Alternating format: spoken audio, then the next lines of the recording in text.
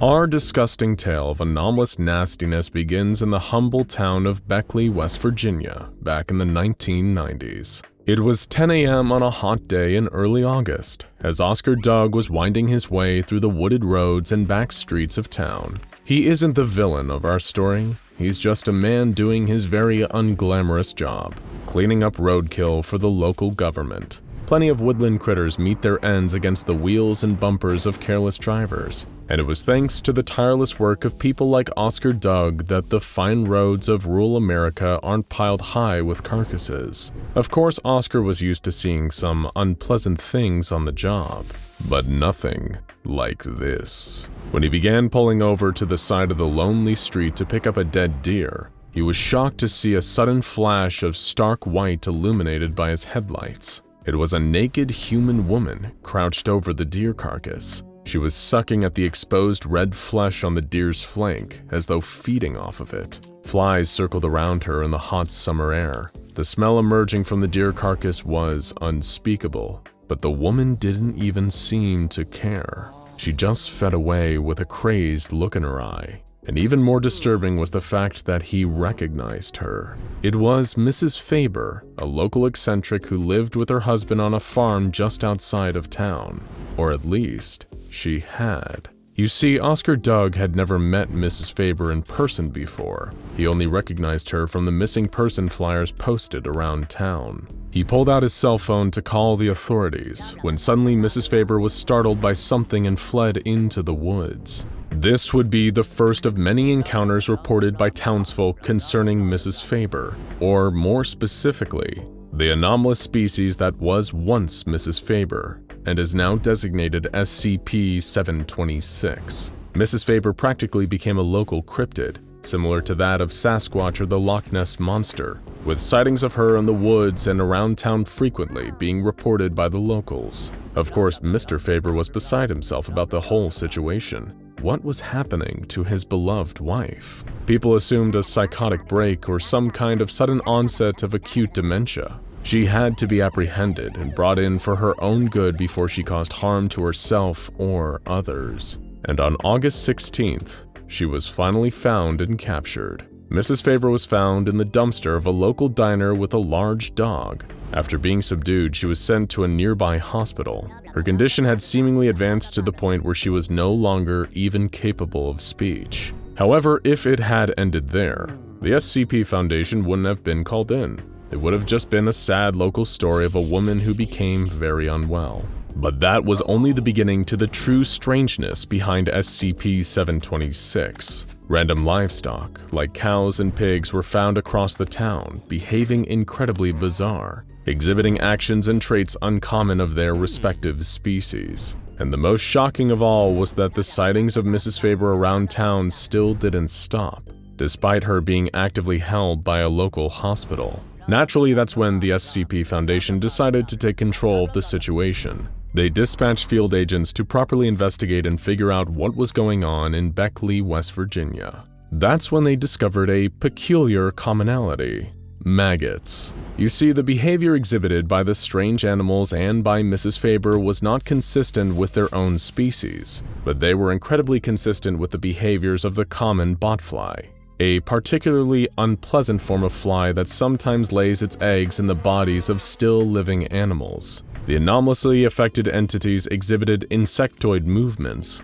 an affinity for rotting meat, and even strange shifting of the back muscles, suggesting the gesture of flapping wings that weren't there. But what was going on here? Was this mind control, or something more insidious? As it turned out, the key to unlocking this mystery was in the dumpster that Mrs. Faber was found in. An entire pig was found inside the dumpster, exhibiting the same strange behaviors as the other anomalous animals. But not long before it was transformed into a pig, it was simply a half-eaten hot dog thrown to waste in the garbage. This miraculous transformation came courtesy of SCP-726, now also known as the Reconstructive Maggots. Much like regular maggots, these creatures are attracted to decaying flesh and will multiply and consume dead bodies or rotten food rapidly. However, the truly strange thing is what happens afterward. The maggots will expel purified waste matter, which then reconstitutes back into a kind of living, exact clone of the entity it once was.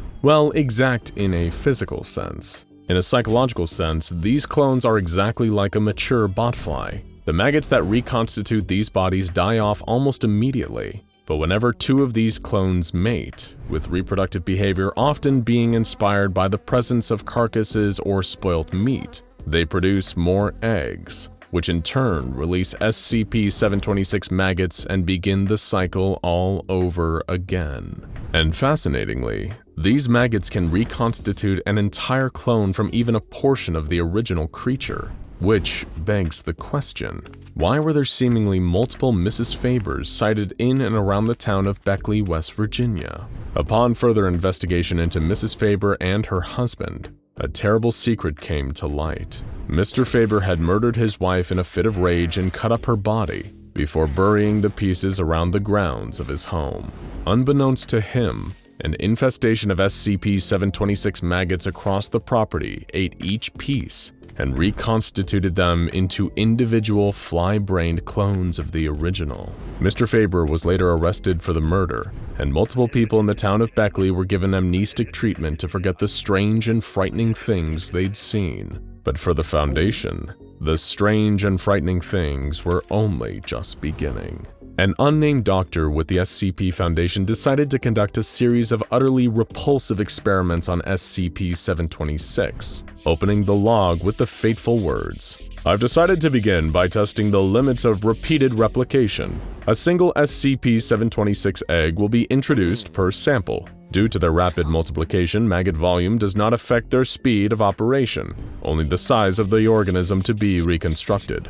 The first subject was a recently deceased Norwegian rat, cut in half lengthwise. When the SCP-726 eggs were introduced, the two halves were rapidly constituted into a pair of living rats with mirrored fur patterns. Both of these rats were then ground into a fine paste and mixed. Wondering if SCP-726 would create a hybrid, they did not, instead separating the mix into two piles and once again creating two rats, nearly identical to the ones before, except for one of them now having a red right eye.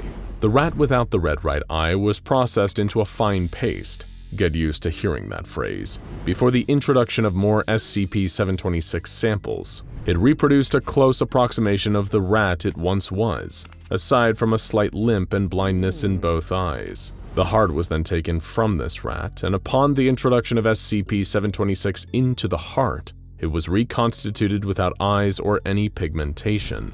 A note also mentions that the creature squeaked incessantly. The heart from this rat was then taken and cut in half before SCP-726 was introduced. The result was a pair of even more severely messed up eyeless rats. One could only walk in tight circles, and the other immediately attacked the first rat. The doctor noted that both physiology and insect behavior seemed to degrade with repeated reconstitutions of the same genetic material. Next, a scrap of flesh was taken from the hairless rat. The creature that reconstituted from this was hairless, eyeless, and limbless, and didn't successfully survive for long.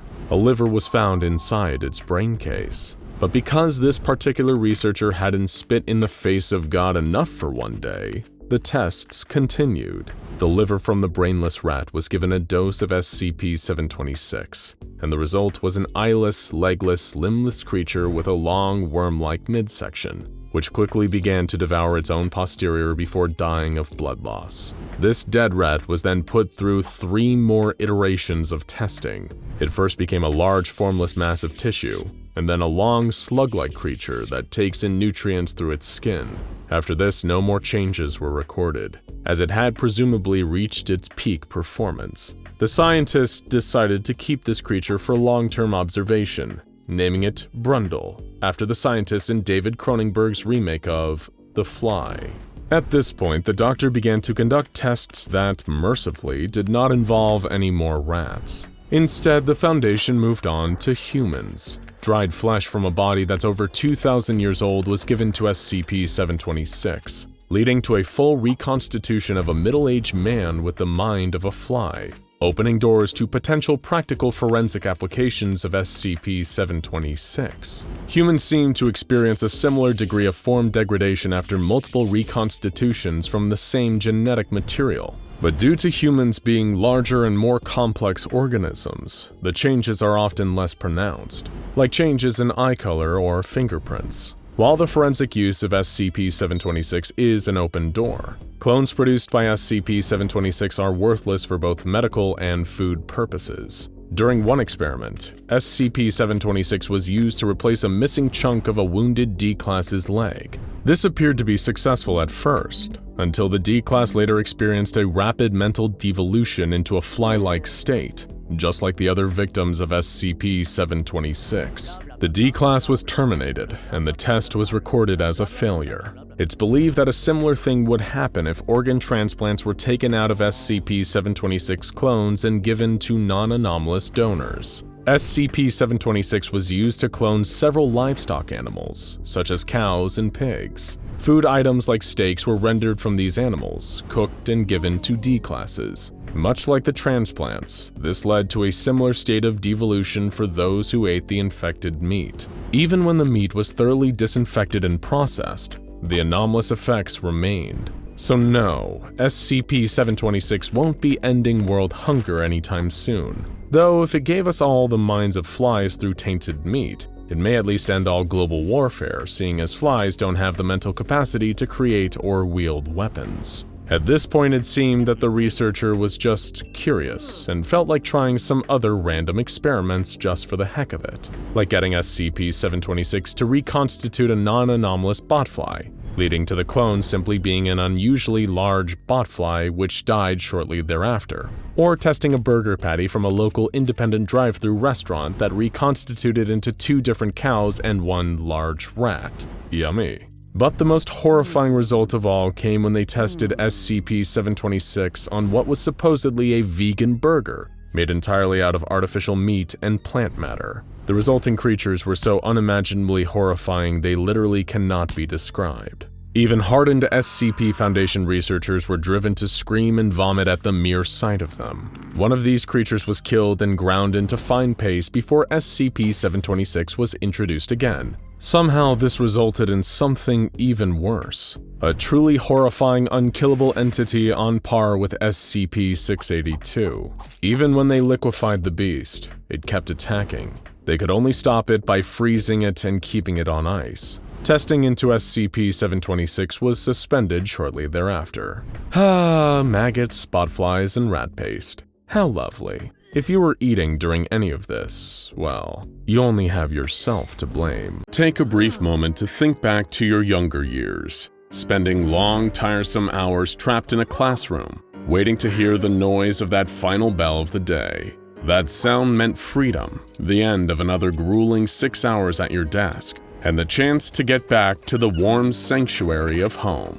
If you were lucky, you might not have had to go far to get back to the safety and security of being in your parents' house. Living close enough to the school would mean you could easily walk home when the day was through. But your classmates? Well, they weren't all as lucky. Some of them had miles to travel, all the way across town even. Fortunately though, the school bus would always be waiting outside at the end of each day, ready to take a gaggle of rowdy kids back home. And if you were one of those kids that had to take the bus, you'll know that the trip home after school was hardly a calm drive. Paper planes and spitballs firing from all directions, wads of chewing gum stuck to the undersides of seats, other kids all around you screaming and yelling at the top of their lungs. Still, it could be worse, right? No, trust us, it could be much, much worse than you can ever imagine.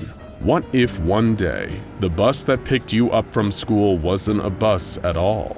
What if instead, it was SCP-2086? Picture this. One day you get put in detention at school. Maybe you were disrupting a class, or were caught spraying graffiti on the outside wall of the gym. Whatever the reason, we're sure you'll think it is unfair that you got held back after school, after everyone else had already gone home. But you do your time until finally you're told you can leave. Problem is, your house is on the other side of town, and you've already missed the bus. You make your way off the campus, down the nearest street. Maybe there's a city bus you can catch that'll get you back home.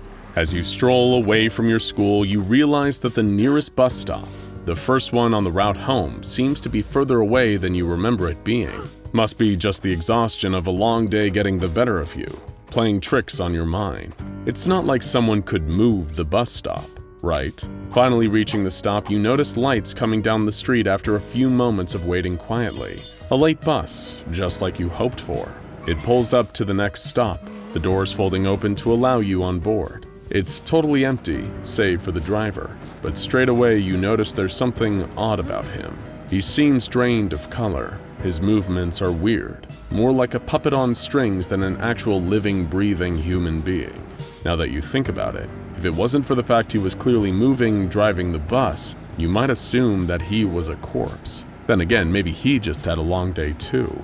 Taking a seat, you try not to think about it and stare out of the window in boredom. You watch as the route takes you past stop after stop, all of them empty just like the bus itself. But then something unexpected happens. You've ridden the bus to and from school so many times before that you can't help but notice when, for some reason, it takes a wrong turn. Looking out the window, you know you aren't mistaken. The driver has changed direction. Instead of heading towards the nearest stop to home, he's taken the bus towards the furthest edge of town. Desperately, you try yelling at him, asking why he's taken the wrong turn, but the driver stays still, as if he can't even hear what you're saying.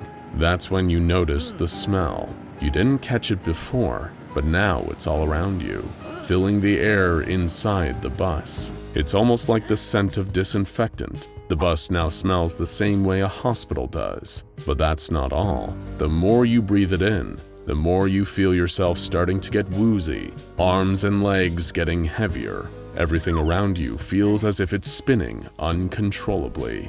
Out of the windows, you can just about make out the sight of a junkyard, blurring in and out of focus. It's meant to be abandoned, and yet you're sure you can see movement. Massive, indeterminate shapes shifting around in the dark. Finally, your vision goes dark and you fall unconscious onto the floor of the bus. Only, you were never on the bus to begin with. No. Although you didn't know it, you were prey to something that just looked like a bus. SCP-2086. And now that it's caught you, you'll never see the light of day again. Now, SCP-2086 doesn't just refer to a single creature, not by a long shot. It is the designation given to an entire species of arthropods. Think lobsters, crabs, and spiders, or insects like centipedes and millipedes, only much bigger. To the untrained eye, and depending on when you look, an instance of SCP-2086 will normally look like any ordinary public transport vehicle, of any make and model, or belonging to any company or transit authority. Usually, though, they look like regular old buses, at least while they're out foraging for food. When born, an SCP-2086 specimen will grow to full juvenile size within a week, usually weighing 200 kilograms or less. Full matured adult instances, however, can weigh approximately 17,000 kilograms. The adults are the ones that go out foraging, leaving the nest to collect food to then bring back to the juvenile SCP-2086s. And by food, we of course mean humans. While out on the roads, matured SCP-2086 creatures are practically identical to the auto vehicles that form their bodies. But the materials that this disguise is made from, the steel, plastic, wood, and glass, they're all actually comprised of specialized chitin, the kind of outer shell you'd find on most arthropods. But underneath that outer shell, that's where you'll find the real horror. Within the main chamber, beneath the flooring of the bus's long inner portion, is stored the pulsing, beating heart of an SCP-2086 specimen. And we don't mean that in a metaphorical sense. If you were to lift up the floorboards of one of these bus-like creatures, you'd see its heart, along with other vital organs like the creature's brain and stomach. What's more, the figure in the front seat that you thought was a living, breathing bus driver actually isn't living or breathing, not anymore. Preserved in a shell-like substance that the creature is able to produce, the driver is actually a human corpse, acting as a decoy for SCP-2086s. From within the bus body, fibrous appendages reach up into the corpse, almost like incredibly thin hairs. The creature can then use the cadaver essentially as a puppet with a dead person's body. That's how an SCP-2086 is able to move its driver around, making it appear more lifelike so it can lure its prey aboard. Think of it like the bioluminescent light that an anglerfish uses to tempt unsuspecting fish into their jaws. Same principle, but with a dramatically different result when it comes to SCP-2086. But if you thought bus creatures with internal organs under the floor and dead meat puppets in the driver's seat weren't creepy enough, there's still much more to SCP-2086s than meets the eye. For example, when they aren't out foraging, the adult creatures can unravel the roof of their bus-shaped outer shell. Underneath is a pair of wings, large enough and strong enough to carry their entire 7,000 kilos of weight off the ground and up into the air. As for eyes, the headlights at the front are, in actual fact, bioluminescent optical organs, allowing the creatures to see their prey even in the dark. Still not horrifying enough? Well, would knowing about their legs help? The wheels underneath an SCP-2086 specimen are also capable of unraveling, forming long gray or black legs like those of a spider. Yes, these are bus creatures with wings and multi-jointed legs. These legs aren't just big, clumsy appendages either. Compared with other arthropods, SCP-2086s are able to use their limbs to perform surprisingly intricate actions and finer levels of manipulations. For instance, a number of specimens have been observed in the wild by the SCP Foundation building shelters out of any materials that they can find near their nesting ground. And where do they normally nest? Wherever there's plenty of scrap metal and hardly any people to notice them. Junkyards are the preferred habitats of SCP-2086s, and where they will normally establish their colonies. While the juveniles remain within the confines of the colony, adult SCP-2086 specimens will leave to collect humans. Although on occasion, the younger specimens have been known to travel out from their nest and rearrange or relocate signposts for bus stops. They then place them in a route that leads them back towards their nesting ground. It's something worth remembering if your nearest bus stop ever seems to be a little further away from the school than usual. Afterward, the older specimens will travel along the route laid out by the juvenile SCP-2086s, picking up any human passengers that they find waiting at the relocated bus stops. They have to choose their moments wisely, with people boarding and disembarking from the bus usually every few stops. Once an SCP-2086 has as many humans on board as it can carry, with the certainty it won't lose any at the upcoming stop, it secretes a substance similar to chloroform. This fills the inner chamber of the bus, causing that noxious smell, like hospital disinfectant. The chloroform-like substance incapacitates all the passengers on board, rendering them unconscious and readying them to be taken back to the local SCP-2086 colony. Once the adult SCP-2086 has arrived at the junkyard, the juveniles will descend on it. Given their much smaller size, they will climb inside the mature specimen and forcibly remove each and every human passenger it is carrying within. Then comes the truly nasty part: feeding time. Each juvenile SCP-2086 will force their captive human through an orifice that is located under the front hood of their vehicle's shell. This sphincter, a circular formation of muscle that can expand and contract to perform a bodily function, is connected to where the steering wheel is found on an adult SCP-2086. The younger creatures will push their human prey through the sphincter, consuming them.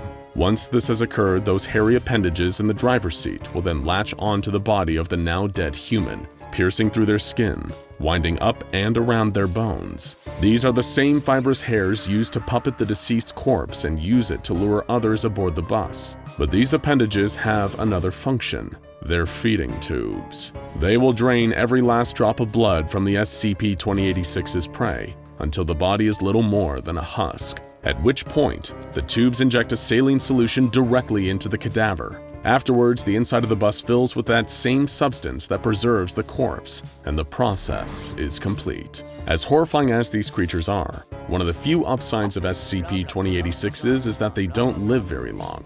Female specimens will reproduce after 8 days and produce 20 offspring after this point. Each of these newborns reaches full maturity and size in about a week. On average, SCP-2086s live for 12 to 15 days. Another net positive is, because of their short lifespans, an SCP-2086 specimen doesn't need to feed on a human more than once, as the nutrients it absorbs as a juvenile are enough to sustain it through adulthood. Once it has matured, an SCP-2086 will go out into the nearest city or town to forage for humans, providing food to the next generation.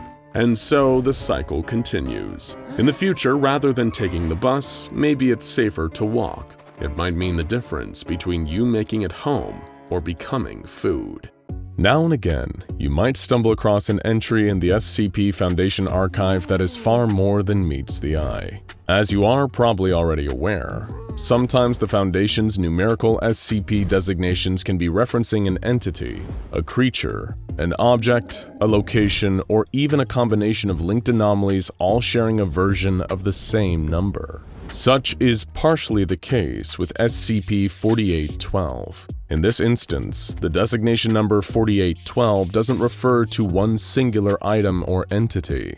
Instead, it is more of a collective designation, an umbrella term for three distinct, separate, but connected anomalies. We've got a lot of ground to cover here, so without further ado, let's take a look at SCP-4812, better known collectively as Wrath. We'll begin in a cavern deep beneath Alais in the south of France, where we find the first of the entities to share the designation SCP-4812. This creature, large and without its own distinct form, is referred to as SCP-4812-S. It possesses a number of long appendages that protrude from its amorphous body, each one covered in a sticky adhesive, a sort of glue-like substance. In addition, each appendage, as well as the rest of SCP-4812-S's body, is covered in fine hair that is also hydrophobic, meaning that it does not absorb water, and in fact actively repels it.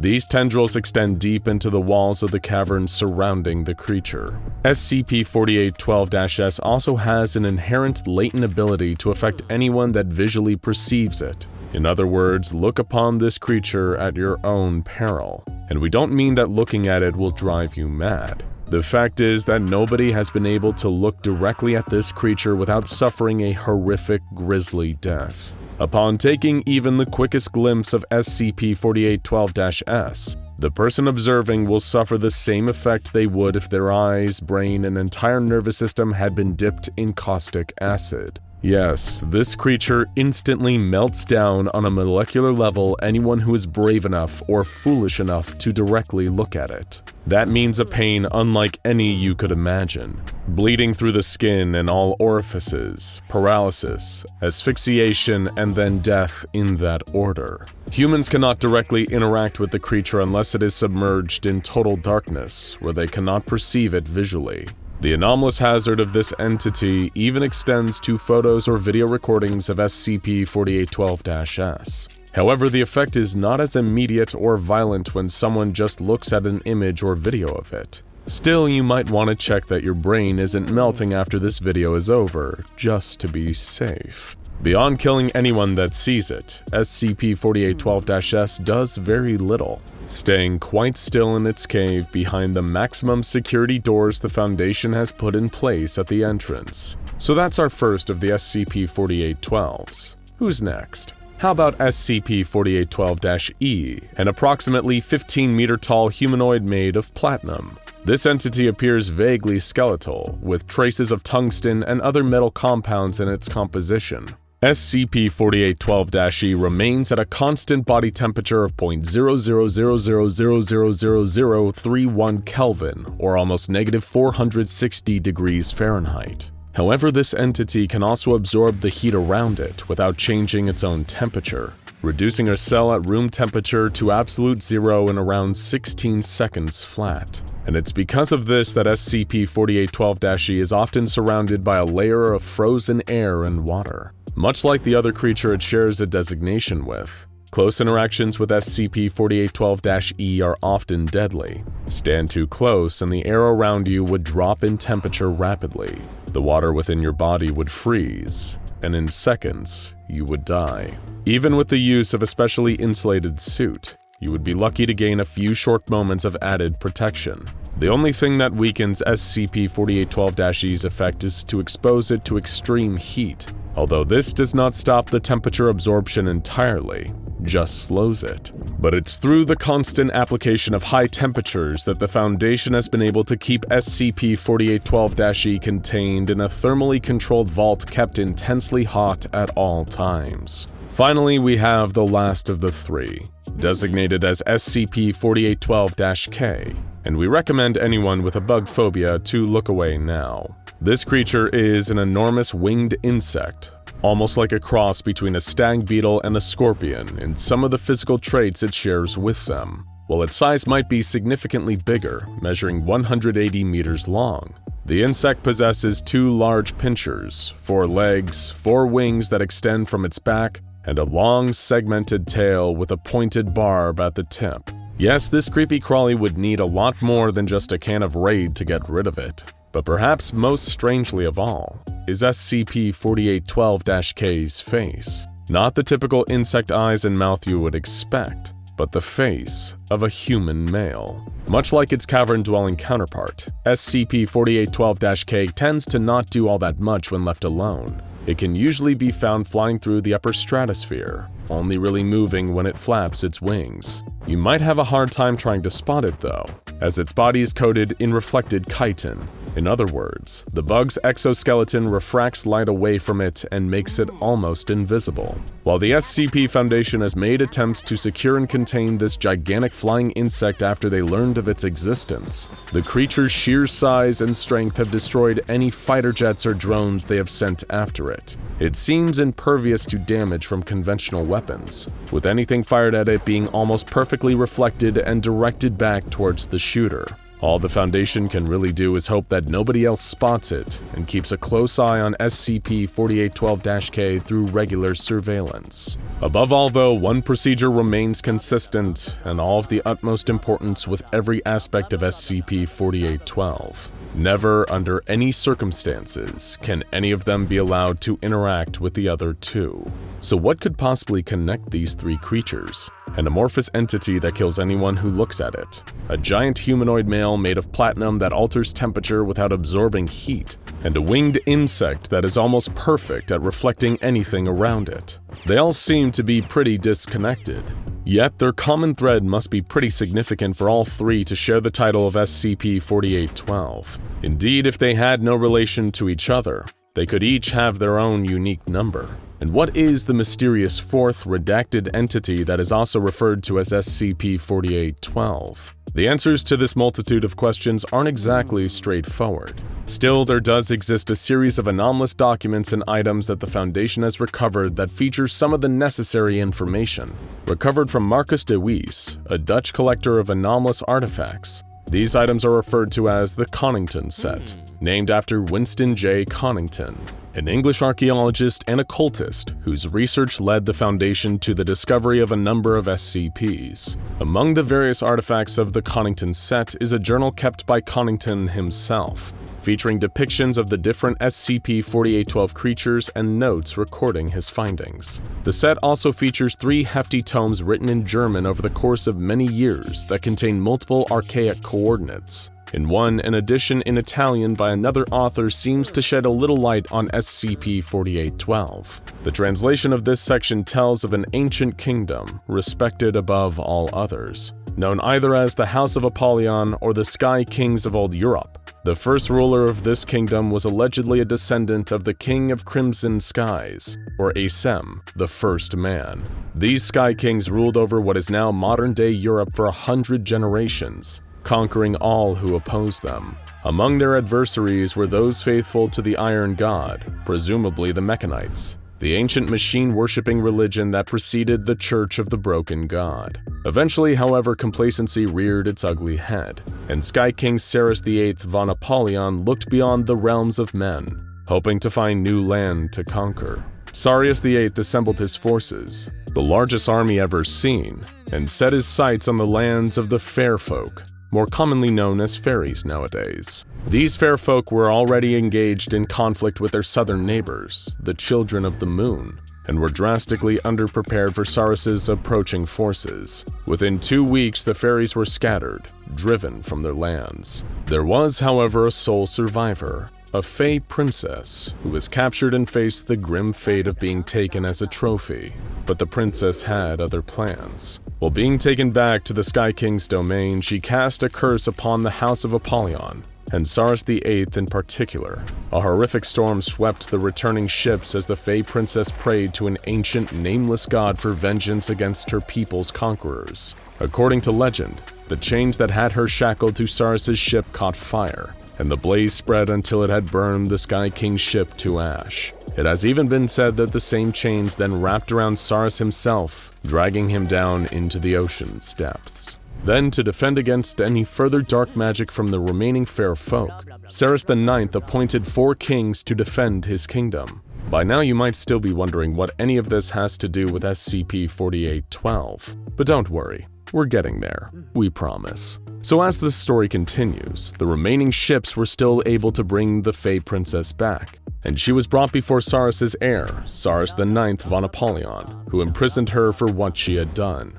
The princess was sent into a sealed dungeon deep beneath the oceans. This prison is heavily implied to be the first of the SCP-4812 entities, better known to us as SCP-4812-S. However, the explanations of the heat-sink platinum humanoid and the reflective flying insect are a little harder to decipher from Winston J. Connington's journal. While most of Connington's notes are written in a cipher, a few sections have been translated. According to him, from her prison deep below the earth, the voice of the fairy princess was able to communicate with the souls of the 4 knights protecting Saurus IX's kingdom. As a result, the Sky King was forced to banish them, and this brought forth what Connington referred to as the Great Profanities. Without the knights' defense, some force known as the Vinivinex, the first profanity was able to cast its cold hand over Saurus's only daughter, killing her. A creature whose presence can drain the heat from a person? Sounds an awful lot like SCP-4812-E, huh? In retaliation for his daughter's death, Saurus drew up an ancient spear called the Godless Lance and struck the being down, casting it into the Earth's molten core and subduing SCP-4812-E with the intense heat below. Another section describes the King of Many Faces, Lamenolant, the creature we know as SCP-4812-K.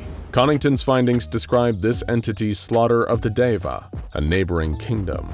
The enormous insect appeared from the space beyond spaces and would deflect perfectly any attack made against it, before taking the faces of the Deva and returning to the skies. But there was one final profanity, known only as the Profane Dark. The legend continues with this profanity, a dark black smear rising from the graves of the fair folk. It soaked through the earth and burst from below, claiming the Sky King and dragging him into the endless void. As it pulled him away, Saurus cursed the Profane Dark, calling it Yash, the last great foe of man. Watching his kingdom fall without the protection of his 4 knights, all the Sky King could utter was one repeated word: wrath. We've all heard of the Led Zeppelin song Stairway to Heaven, a title that invokes the image of a stairway leading up to a land of peace and paradise. But where else could a stairway lead? To a dusty attic full of old photo albums? To the upper level of a mall where the movie theater and frozen yogurt shop are neatly situated? Perhaps it leads to a rooftop with a beautiful view. Or maybe, just maybe, a staircase could lead you to SCP-2427. SCP-2427, appropriately nicknamed A Thing Full of Stuff, is an extra-dimensional area filled with a variety of unusual and anomalous objects. SCP-2427 can be accessed by way of a broken stone staircase located in rural Ohio.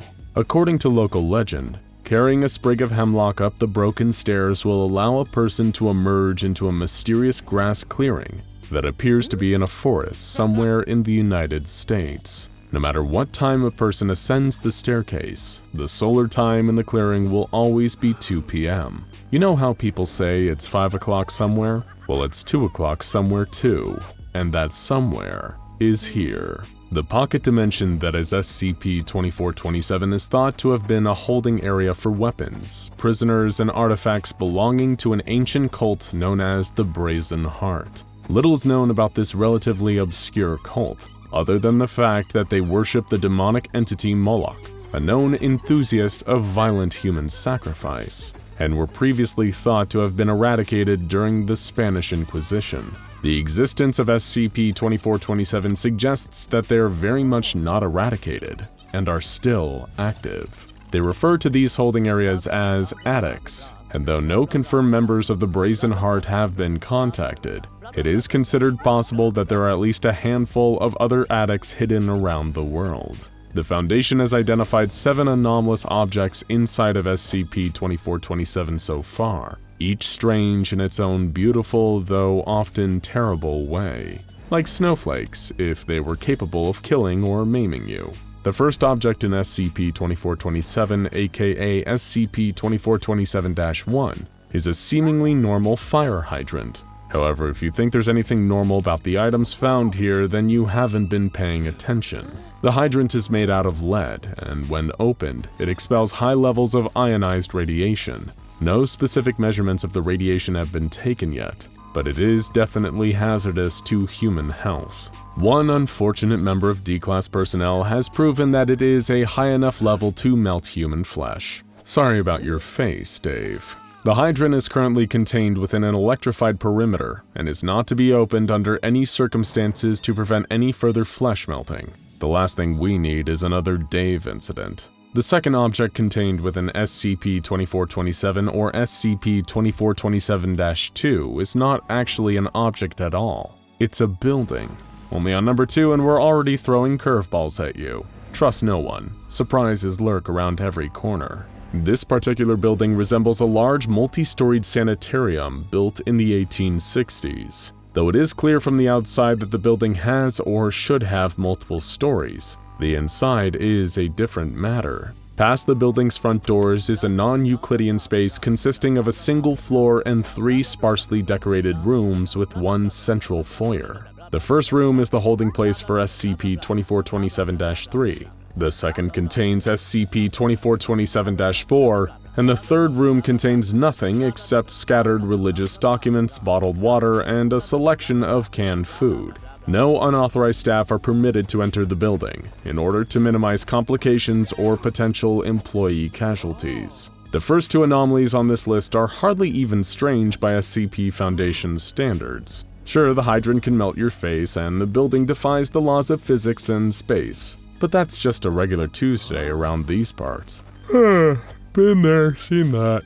What else you got? Well, SCP-2427-3 is where things really get strange. If you're wandering through the bowels of SCP-2427-2 and you make a wrong turn into the first room, you will find yourself face to face with a startling sight.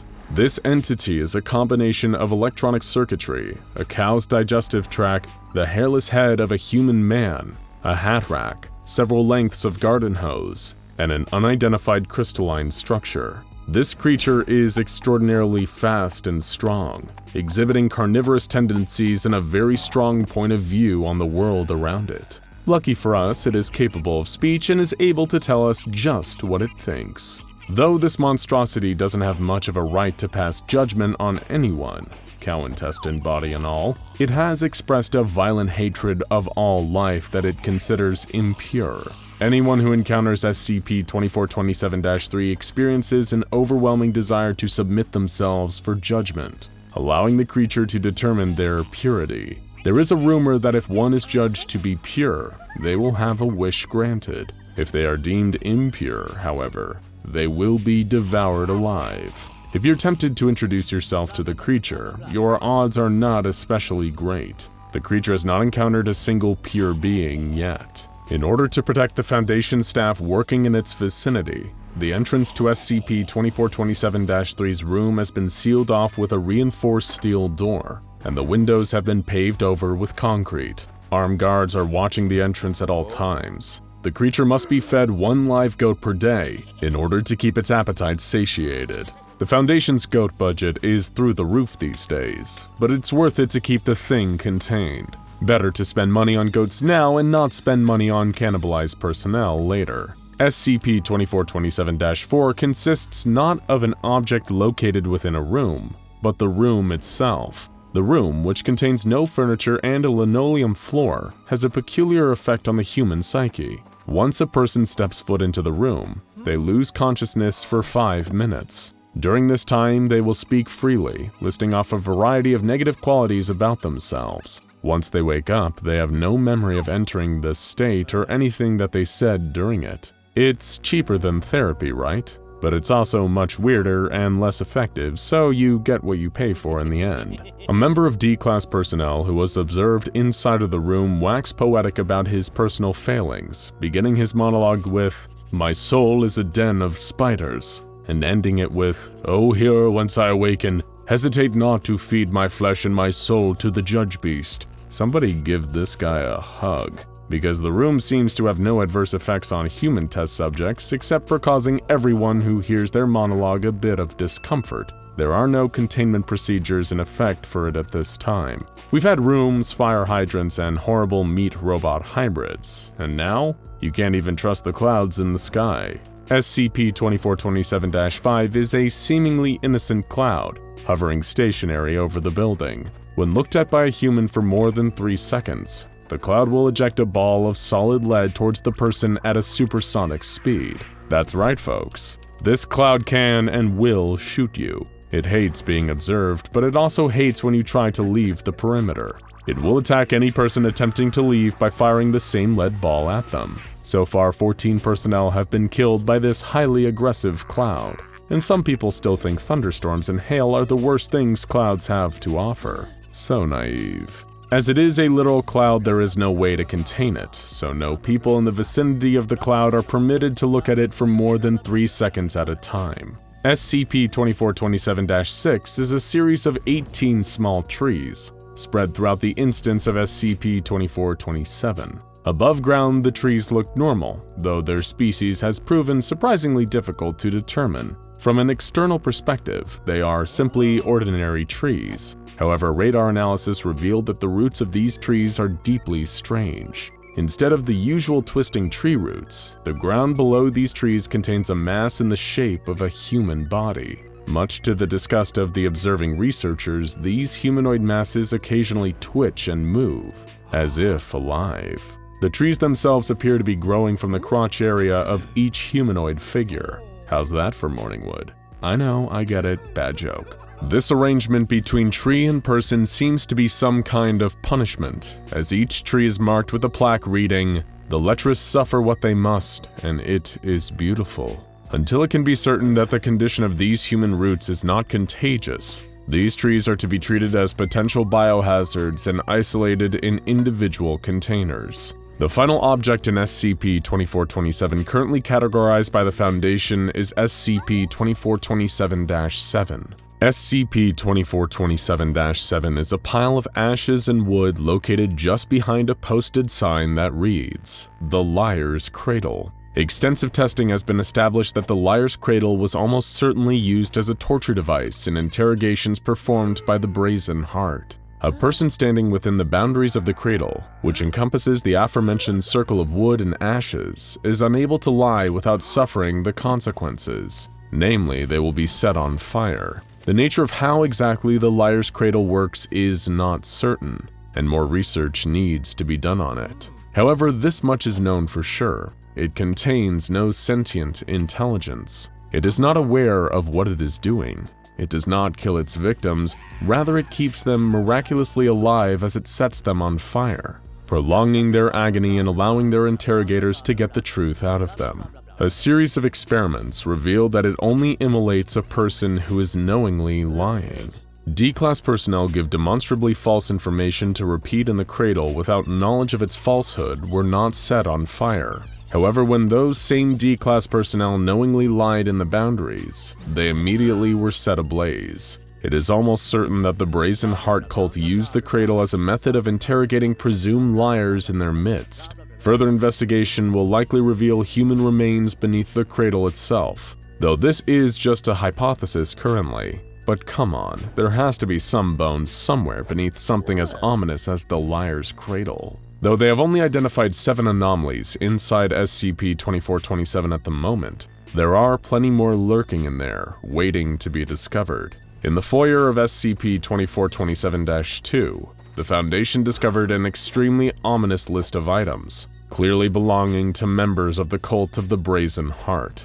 This list included some familiar items, such as pilgrim provisions, also known as the canned beans and soup found in SCP-2427-2, a Level 3 Purity Proctor, a purge engine disguised as a fire hydrant, and the Liar's Cradle. However, it also contained many things that have not yet been discovered, such as 1 slaughtering Perseverance, 27 Pyre Children, 3 Ascended Cultivars, 7 Supreme Angelics, 9 Dragons, and the Brazen Heart itself. Dr. Gordon McElroy, Site Director of Area 2427, put out a memo to all Level 4 and higher staff assigned to the area after the discovery of this list. Understandably, he was most concerned about the Supreme Angelics and the Dragons, particularly the latter. The cult, as most cults are, is fond of deliberately obscure language, but you don't want to rule out the possibility they've got a fire-breathing lizard or 2 stashed away. In the meantime, as the Foundation is working to better understand the contents of SCP-2487, the area has been sealed off to the public. A 500-meter perimeter has been established around its entrance, and a fake private country club has been set up as a front. It's only a matter of time before the rest of the anomalies on the list are discovered, and this thing full of stuff gets even fuller of even more stuff. Let's just hope none of it ever gets out. Because if there are more of these addicts out there, who knows what else the Brazen Heart is hiding? Their little cult may not be as extinct as we thought. It's 3 a.m. and the facility is quiet. Office workers and administrators roam the halls. Security officers stand at their posts, clad in advanced tactical armor and carrying standard-issue M4 carbines. 3 Foundation employees sit at flickering monitors watching a live feed of footage from the containment cell of the infamous SCP-106, or as it's referred to by all staff, the Old Man. No Foundation personnel are permitted to travel within 60 feet of the cell for security reasons, and nobody is permitted to physically interact with the anomaly without the approval of 2/3 of O5 Command. The observer's eyes itch and sting from hours of unending blue light exposure, but they can't look away. The Old Man is crafty. He might have the insatiable bloodlust of a hungry great white shark, but he's not mindless. He's a calculating predator, more sadistic than the worst human serial killer, and he's always searching for the next opportunity. According to the Foundation records, he's been active since at least World War II, and it's estimated that he has hundreds if not thousands of victims to his name, and many of those made simple but extremely foolish mistakes of underestimating him. After all, it only takes a few seconds of inattentiveness and the briefest moment of distraction to give him the window he needs. To do what, you ask? Oh, don't worry, you'll find out, just like they did. The Old Man has his nickname for a reason. Most of the time, he really does look exactly like that, an old man, or more specifically an old man's decaying corpse, his body covered in rotten, dark, grayish-black flesh that looks like putrid meat. Though the creature has been observed being able to change shape, the rot seems to run too deep for the Old Man to ever hide it. Foundation employees that have observed SCP-106 for extended periods of time have reported seeing it assume the form of grinning, decayed children and women whose rotted flesh barely hangs on their creaking bones. Just seeing the images through a video feed is enough to cause a lifetime of insomnia and other sleeping issues. Still, they have a job to do and the cameras remain fixed on the Old Man.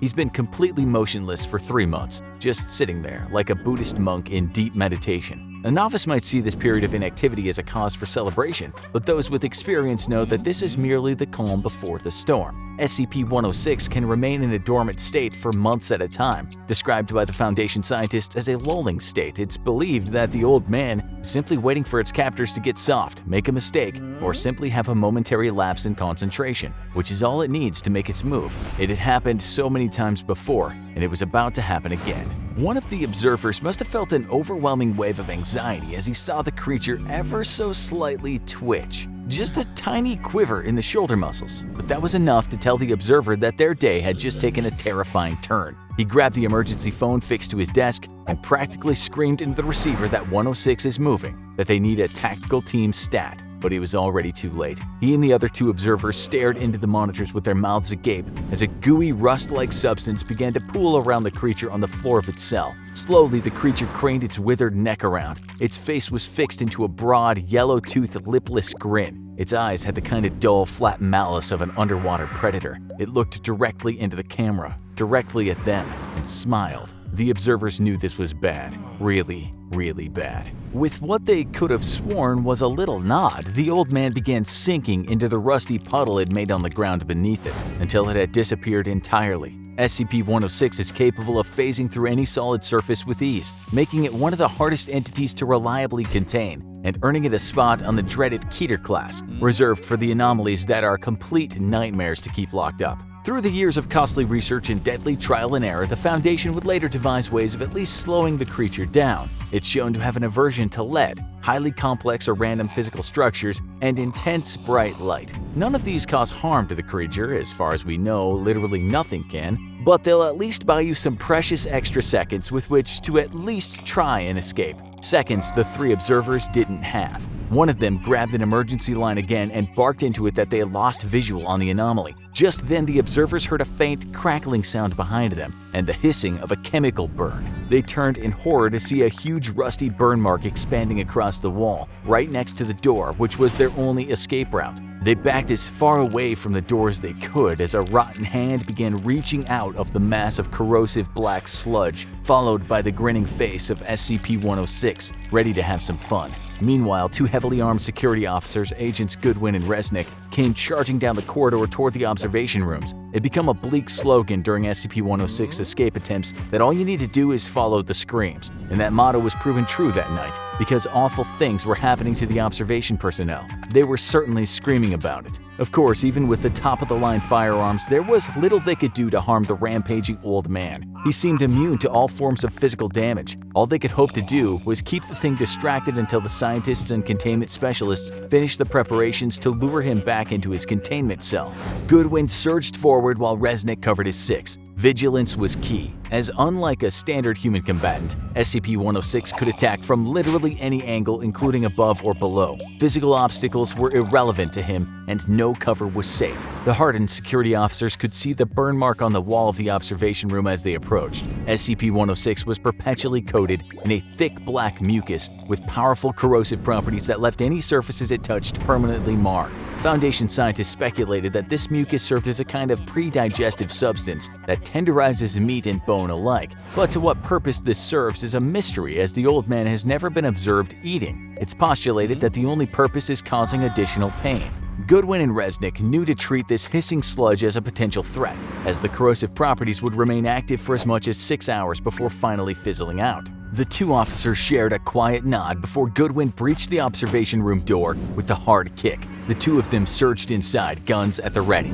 In their time working at the Foundation, they'd seen some truly horrific sights. From the mutilation of D-Class personnel, typically death row prison inmates brought in for use as SCP guinea pigs, to the violence and mayhem of a containment breach. But there was nothing in their past that would ever make the horrifying sight they saw in the observation room that night feel normal. All three observers were dead. Almost nothing remained of two of them, and the third, while still intact, no longer looked human. He looked like he'd somehow been dead 100 years in the brief period that the old man had been free. His skin was gray and completely dried out, and his mouth was locked into a perpetual scream. It was a massacre, but there was no sign of the old man. Goodwin grabbed his radio and whispered, "This is Goodwin in Observation Room 6, requesting immediate backup. We have no idea where this thing," but his sentence was cut off by a sudden scream from Agent Resnick. SCP Foundation security officers are as tough as nails, the best of the best, you might say, recruited from the top military organizations in the world, so hearing one of them scream in fright is a rare, if not impossible, occurrence. But even they were forced to yell out in fear when they looked up to see the old man standing on the ceiling, grinning down at them. Resnick raised his M4 and shot a 3-round burst at center mass. SCP-106 didn't care. Even under sustained gunfire from the two security officers, it didn't flinch. The old man simply reached down and snatched Agent Resnick from the ground like it was picking an apple from a tree.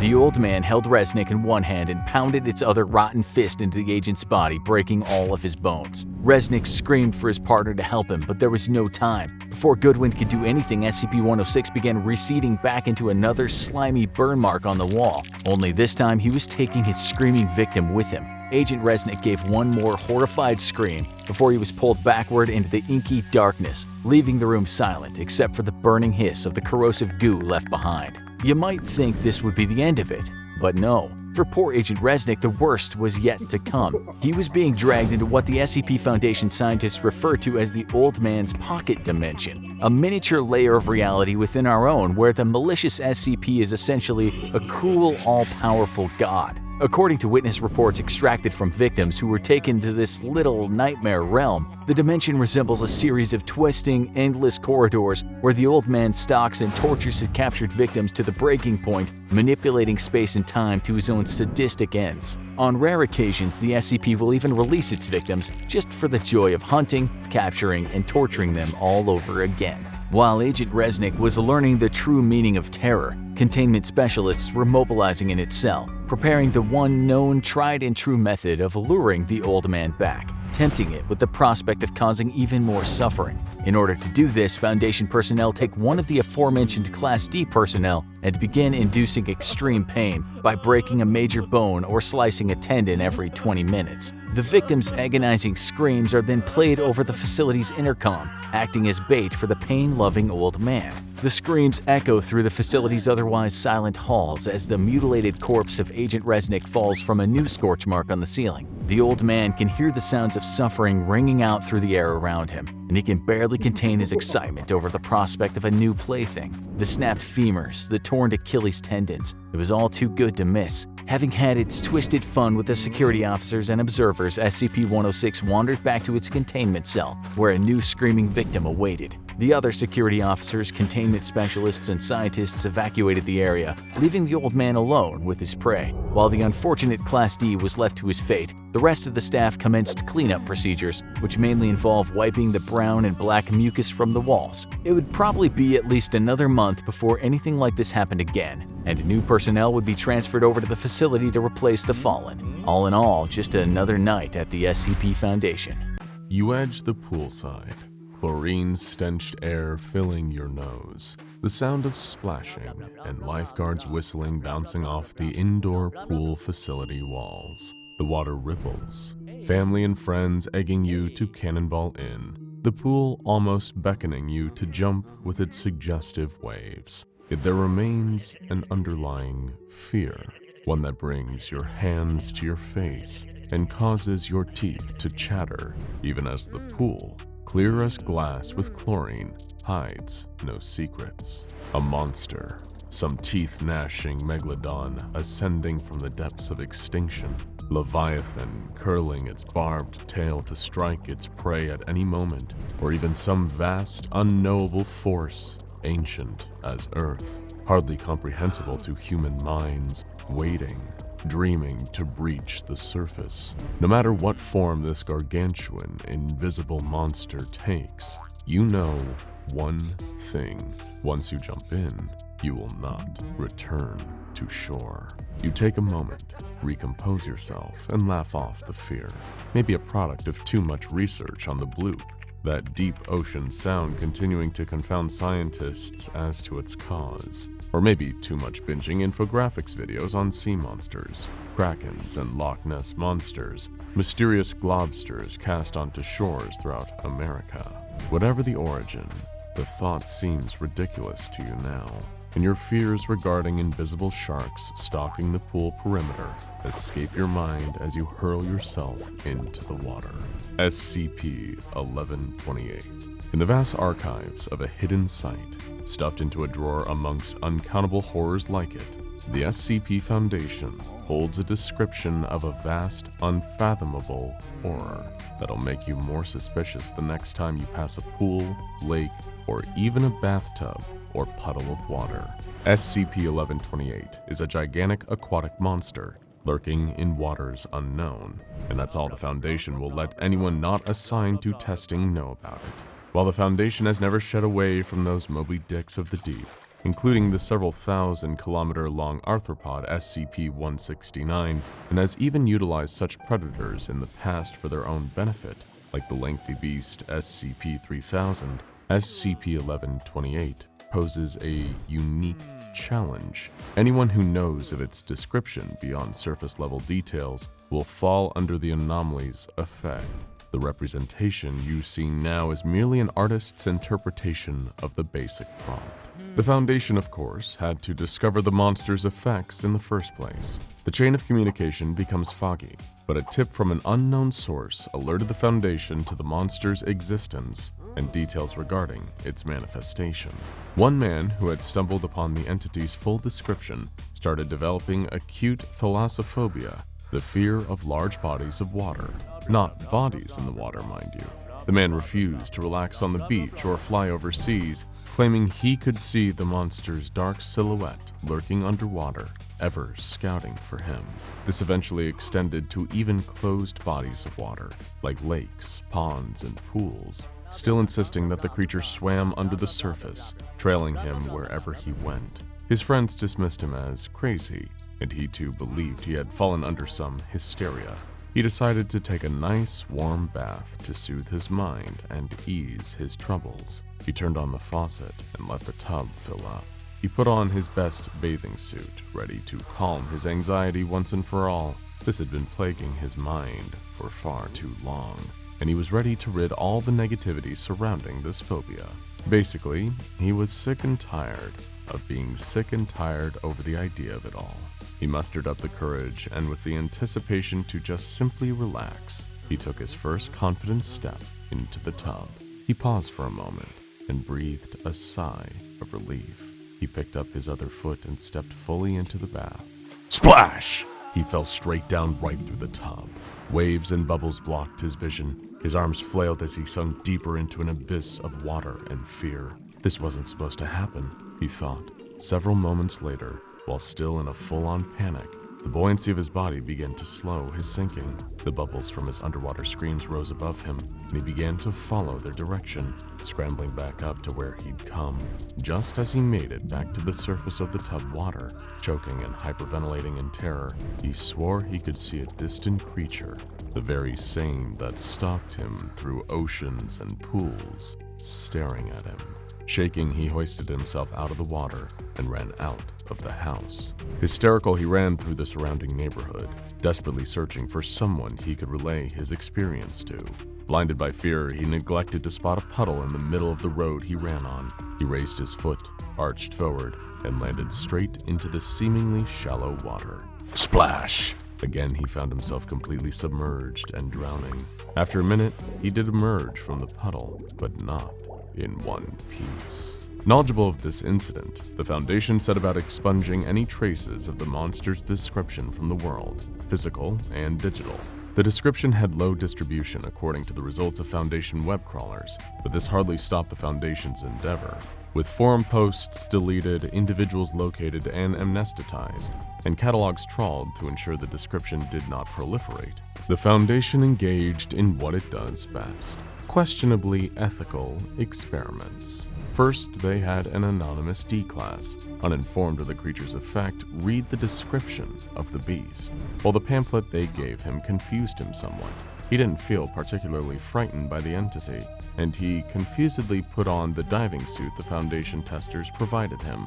As they connected him to a cable and told him to enter a bathtub, the D-class did as they instructed him. The D-class expressed initial confusion at the tub's depth, remarking that it looked so tiny from the outside. As the D-class continued to descend, he analyzed his surroundings, realizing the nautical reality that enveloped him. He asked how an ocean got stuffed into a bathtub, but the test organizer had no room for miscellaneous talk. He continued to descend until he hit the sandy bottom, seaweed covering the ocean floor. The D-class looked around. Tropical fish swam in schools, coral covered the seabed, and to his right dropped an immense cliff, a sheer edge. The test organizer advised the D-class to approach the cliff, and he begrudgingly complied. As he struggled in his diving suit, he fell back and screamed. SCP-1128, the aquatic horror, swam distantly, gracefully even, and paid no attention to the D-class so fixated upon it. He realized that the creature matched the one he read on the pamphlet, and almost complained about this when he saw a blue whale swimming alongside SCP-1128. Compared to the monster, the whale looked like a guppy. The whale glided in front of SCP-1128's jaws. The monster remained tranquil, stared at its prey, and bit the whale in two with one chaw. Its teeth glistened in the water. The test operator requested the D-class to pull back, and as the cable began to draw him toward where he came, the D-Class stared at the creature, swallowing the chunks of whale whole. The D-Class's eyes remained fixated on the creature, partially in fright, partially in awe. He wondered how ocean trawlers hadn't discovered such a giant beast yet, with the world effectively under 100% surveillance, something the D-Class knew far too well as a convict. Yet the D-Class recognized, and if not comprehended, partially understood the ocean's vastness and mystery. The dark depths reveal no inkling as to their contents, and a creature like a giant squid or the coelacanth can remain in hiding for centuries, if not millennia. It held him in wondrous thought to consider the vastness of the depths. When SCP-1128 stopped and stared at the D-Class, this feeling of wonder was quickly replaced with fear. As the creature approached, the D-Class pleaded with the test operators for help. As the test operators accelerated the rate of the cable returning, the D-Class took short, shallow breaths, filling his body with dangerous nitrogen as he ascended, further impairing his judgment. He had devolved into gibberish and screaming when face to face, the monster consumed its prey. The cable went slack, and the test operator pulled up only a broken wire, snapped, the water turning a cloudy red. The test operator knew that the unprotected D-Class had no chance at survival against the monster, but he could potentially arm and shield them. He had another similarly ignorant D-Class once again dress in a scuba suit and enter the tub. However, the test operator placed the D-Class within a shark cage, a la the movie Jaws, and lowered the cage in with another cable and winch system. While unsure how this would fare with SCP-1128, the test operator remained hopeful that the D-Class could survive and recount his story. Unfortunately, as the cage lowered into the tub, the test operator received no response from the D-Class until the line spontaneously tightened, snapped, and loosened. Hoping to find the D-Class's remains, the test operator only found shredded pieces of metal, torn and twisted like taffy. The test operator decided that he could utilize the Foundation's arsenal to his advantage and used an anomalously toughened shark cage in his testing, perhaps using an anomaly like the clockwork machine SCP-914. He gained approval from his higher-ups to undergo this procedure, and after some testing, behind a shining, strong-as-titanium shark cage, which he placed another D-Class within. Hoping for a success with the monster, however, proved unsatisfactory, as the same thing happened as the previous test, only without any sort of metallic remains. While bitter that the monster had won again, he wondered where the cage had landed. Meanwhile, Foundation forces labored tirelessly to find SCP-1128's location, hoping to avoid any civilian contact with the creature. Luckily, a GPS signal established itself upon the most recent D-Class's test, with the tracking device on the D-Class signifying the monster's general location. The Foundation had redacted the location of the monster, perhaps in a vain attempt to hide a very near threat from potential readers. The Foundation set up a team of only the most talented boaters in its forces, Mobile Containment Force Kappa-12 Sea Devils. Upon arriving at the location, the Sea Devils discovered the previously enhanced shark cage, completely undamaged. However, closer inspection revealed traces of human DNA on the bars, though the Foundation could not confirm whether the DNA belonged to the previously sent D-Class. The test operator, while glad his shark cage survived the monster's attack, still found himself dissatisfied with the overall results of the test. He knew he needed to quell this creature's impact before a large population viewed it or knew of it, but the horrible beast had evaded all attempts at peaceful interaction. Perhaps with a madness not unlike Captain Ahab yearning for the death of his white whale, the test operator armed a D-Class with a specialized weapon designed to deal with aquatic threats promptly. This weapon, potentially another of the Foundation's precious arsenal, could potentially harm, if not kill, the creature. While he knew the Foundation's mission statement forbade unnecessary destruction, the test operator felt it may turn necessary if matters turn any worse. Thus, he sent his armed D-Class through the tub once more, ready to engage the beast in combat. The attempt, as one may expect, did not last long. The D-Class, upon spotting the creature, aimed his weapon at the monster and attacked it, but rather than drive the creature away, it only turned intently upon the D-Class, as if it desired a fight. The D-Class barely managed to scrape SCP-1128 before the creature devoured the D-Class, leaving the test operator once again empty-handed. Defeated and without any more resources to deal with the beast, the test operator ceased his attempts at besting the creature and followed the Foundation's more cautious approach, expunging any publicly found descriptions of SCP-1128 as needed and diverting any vessels away from the anomaly's exclusion zone, as maintained by the Sea Devils. While the creature had proven treacherous in unexpected situations prior, engulfing the man who first heard the creature's description in a rain puddle, researchers could hardly expect what would transpire. A D-class afflicted with the monster's effect and observed for testing avoided all bodies of water as required. Eventually, however, the D-class needed to interact with some kind of water, drinking water. In a choice between a little water exposure or certain death, the D-class felt inclined to choose the former. He filled his cup with water and, for fun, placed his finger into the cup, dropping it into the water. SCP-1128, unseen from the outside, violently pulled the D-class through the cup into its watery domain. The D-class had not a chance to scream. This alarmed containment staff, now cognizant that even the tiniest specks of water could transport an afflicted person into SCP-1128's ocean territory. This proved particularly strenuous when a new report of a potential SCP-1128 manifestation arose. An old woman, isolated with her cats and knitting supplies, found an article online with a description of the monster. Frightened and disgusted by what she read, she closed the article and continued on with her monotonous life. Such a life would take a turn for the worse, however, when she too developed that all-encompassing water-based fear.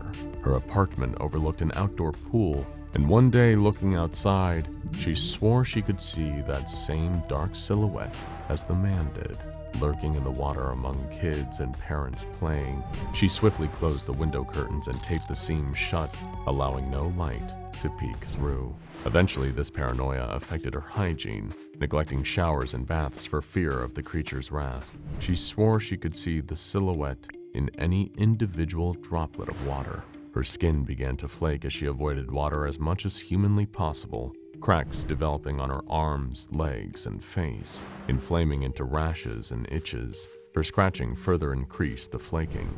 She even eliminated water from her diet, sealing the faucets with duct tape and consuming exclusively orange juice. She threw out her cat's water bowls, dehydrating them. They pleaded with her as she continued to devolve, avoiding any contact with the outside world, even as it attempted to contact her. Eventually, a concerned neighbor contacted the local police concerning the situation, and the case caught the Foundation's radar, recognizing the symptoms of a potential SCP-1128 infection. A mobile task force disguised themselves as civilians to enter the apartment building and potentially interfere with the woman's condition. They entered the complex, climbing up the stairs with barraging equipment for forced entry, as would prove necessary to use to enter the woman's apartment. She had nailed the door shut with wood and sealed the cracks along the sides with plaster in an attempt to keep out any water vapor. She had similarly blocked the window with wood planks. A horrid miasma of dead skin and citrus filled the apartment, the old woman soaking it in, ever avoiding the dreaded monster. The Foundation task force attempted peaceful entry, knocking on the door and asking if anyone lived in the apartment. The woman couldn't speak if she wanted to. Her throat had dried to near silence, save a croak.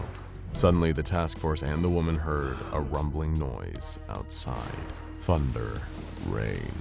The woman panicked and yelped, "Don't come in here," in a froggy voice. The task force eventually decided they needed to use their equipment and entered via barrage. The door collapsed and an immediate dense air clogged the task force's sight, blinding and choking them. The woman shrieked and backed against the window inadvertently. The task force insisted they were here to help the woman, but she simply heaved heavily, saying something unintelligible in that dry, cracking voice. The rain began pounding on the window, patter, patter, patter, as the task force attempted to gain hold of the woman. She resisted their movements, moving around the room while the task force intentionally avoided violent confrontation. The rain grew in its intensity as the woman continued running around her apartment, tripping over her starved cats. Eventually, she fell back onto the window, at which the boards blocking it fell onto the floor, exposing the pouring rain fully. She screamed as she saw the silhouette of the monster staring at her in every individual raindrop.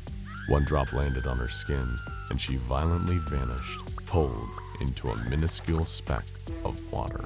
The task force collapsed from exhaustion, perhaps dreading their inevitable amnestic treatment following exposure with an SCP-1128 afflictee. Yet they couldn't help but wonder what the old woman saw in a single speck of water that could cause that degree of fear and paranoia. The kind of fear only caused by entire oceans condensed into a single droplet. Besides the monster, what else did she see in those multitude of droplets? The fish that populated the sea, the whale carcasses left behind by SCP-1128, the sea devils viewed from below, drifting on the water unsuspecting.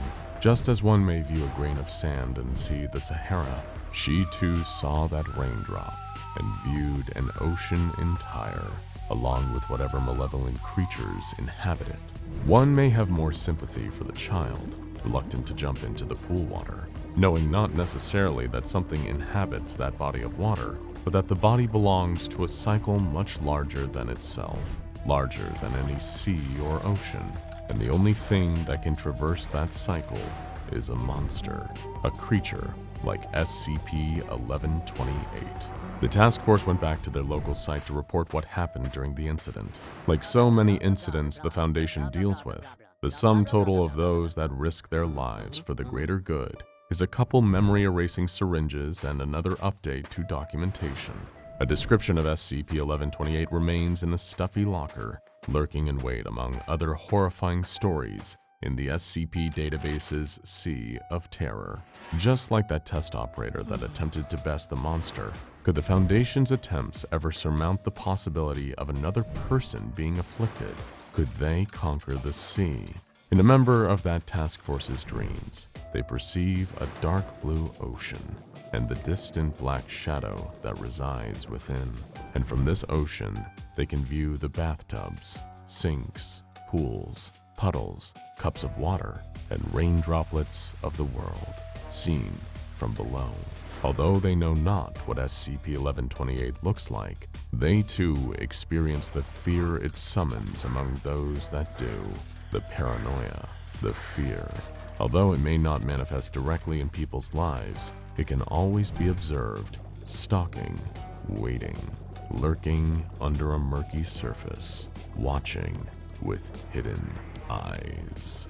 Someone was screaming inside the incinerator. The year was 1975. The location was a top-secret refinery and waste disposal plant, one of the many front organizations owned and operated by the SCP Foundation. This sprawling facility, separated into 3 different huge units, each with a specialized task, was located around 75 kilometers outside of Summer Springs, Colorado. It had operated for several decades without incident, but today all hell was about to break loose. Alarms were blaring in Unit C, the area of the facility that dealt with destroying non-anomalous waste via incineration.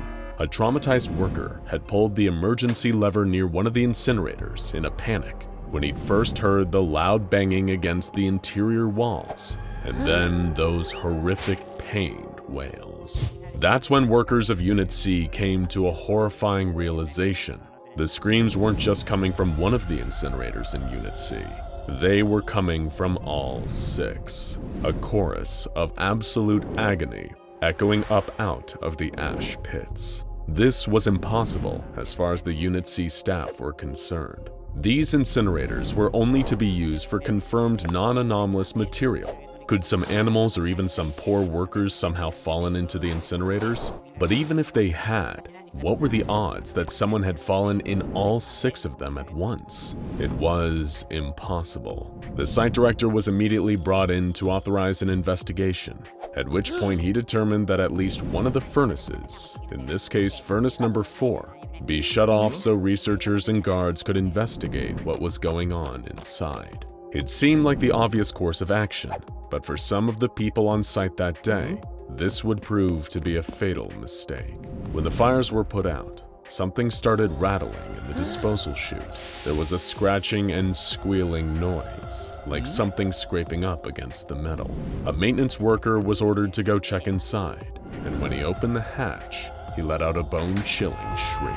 There was something, or was it someone, climbing back up the disposal chute. It emerged from the darkness, backlit by the still burning embers of the incinerator, letting out an awful screeching noise that could make even a hardened Mobile Task Force operative shake with fear. The creature was humanoid, a charred, mutilated skeleton reaching out towards the maintenance worker with a bony claw. Before the worker had a chance to stumble back in horror, the beast had clasped him by the throat and started to squeeze. It didn't even need to strangle him. The heat of its skeletal hand burned away the worker's throat in seconds, leaving his limp, wheezing body to drop to the metal grate of the platform below him. Several armed guards and maintenance workers moved forward to fend off the monster, but just then a volley of more violent shrieks echoed out of the chute behind it. It only took seconds for over a dozen more creatures to crawl out of the disposal chute. They were all like the first, people at various stages of incineration. Some were glowing, charred skeletons with barely any flesh, others looking more like severe burn victims, their faces contoured into scowls of hate and rage. The assembled guards opened fire on the sudden influx of anomalies, emptying the magazines of their submachine guns into their burning bodies, but their weapons didn't seem to cause any lasting damage. The bullets would tear through the flesh of the creatures, causing some of them to stumble and fall, but the wounds would close and the creatures would rise again. It seemed they possessed a deadly combo of extremely high aggression and incredible regenerative abilities. None of the staff present in Unit C were safe as the burning corpses attacked anyone they could find with their bare hands, beating and biting and clawing. Many of them would grapple with Foundation personnel, latching onto them and trying to pull them back down into the incinerator with them. These creatures, that would later be known as SCP-2419-A, caused several fatalities with their surprise attack that day, and the situation was only brought back under control when a mobile task force that possessed more advanced training and weaponry was dispatched to the location. Despite orders from the site director, the MTF found it impossible to actually terminate any of the entities due to their regenerative abilities. Instead, the MTF agents focused on forcing the anomalies back into the chute of Incinerator Number 4 using a powerful industrial steam lance. Once they were back inside, the incinerator's burners were started up once again. The MTFs were also able to capture 5 of the entities and detain them for questioning and experimentation, finally bringing this unexpected containment breach to an end. The Foundation is an organization that prides itself on possessing forbidden and secret knowledge, but even they had no idea what had just happened. There seemed to be no earthly explanation why these creatures would suddenly manifest inside the incinerators. But as the detained anomalies continued regenerating, a slightly clearer picture of what exactly the Foundation was dealing with began to emerge. Every single one of the captured anomalies kept regenerating, and upon getting to the point that they were no longer burn-scarred, the researchers studying the anomalous creatures discovered that each one was identical to a deceased D-class from the Foundation's records. They were physically and genetically identical to the dead Class D personnel, perfect copies, save for the fact that their sole mission in life seemed to now be pure and unmitigated aggression and violence. Researchers wanted to gain greater insight into the minds of these strange creatures through the use of extensive psychological evaluations and interviews. It would turn out to be a very dangerous investigation. A psychological researcher by the name of Dr. Warren conducted an interview with one of the SCP-2419-A instances in hopes of better understanding their mindset. This creature had been heard laughing not long before the interview began, so it wasn't an unreasonable assumption to believe that it could be capable of speech. The interviewee was separated from Dr. Warren by a thick pane of glass to prevent it from indulging in any of its more violent urges. The problem was that Dr. Warren and his assistant researchers had severely underestimated what these creatures were capable of doing to get what they wanted. Dr. Warren tried to begin the interview in good faith. He spoke calmly and politely to the creature through the glass, attempting to remind it of the person it once was. The anomaly didn't appear to be paying attention to the doctor, though, instead focusing on pulling its own arm apart and breaking the bones within. Dr. Warren began to think that the creatures weren't even sentient. if the only activity they seemed to engage in was the wanton destruction of themselves and others. But underestimating them like this proved to be a big mistake. By removing the skin off of its arm and whittling its bone down to sharp edges, the anomaly had transformed its arm into a makeshift knife. Before anyone realized this, it had already used its own jagged bones to break the glass divider and attack Dr. Warren. He perished not long after being stabbed multiple times in his face and eyes, and the anomaly was forcefully taken back to its holding cell. Dr. Daniel Jennings, a senior researcher, was then put on the case. He released a chilling memo of the creatures after his observation period ended. It read, "Before I came here, I worked as a prison shrink. Every person you met had a story bursting with pain and sorrow. Sometimes these stories were about the pain they suffered. Sometimes it was about the pain they inflicted. Some days you felt like everyone there was a beautiful soul torn down by their circumstances. Other days you'd find out what some of them did, and a part of you was glad that they were there to suffer for it. But at the end of every day, I always told myself, they're all humans. They're all people. They all deserve the same dignity, respect, and love as everyone else. No exceptions." Dr. Jennings goes on, "I opened up with that anecdote only so that you could understand that what I'm about to say is not said lightly. These things are not people. They are people-shaped monsters. They are well beyond any definition of psychopathy. Everything they do to hurt, maim, and kill. I would pity them, but that would imply that they're worth pitying.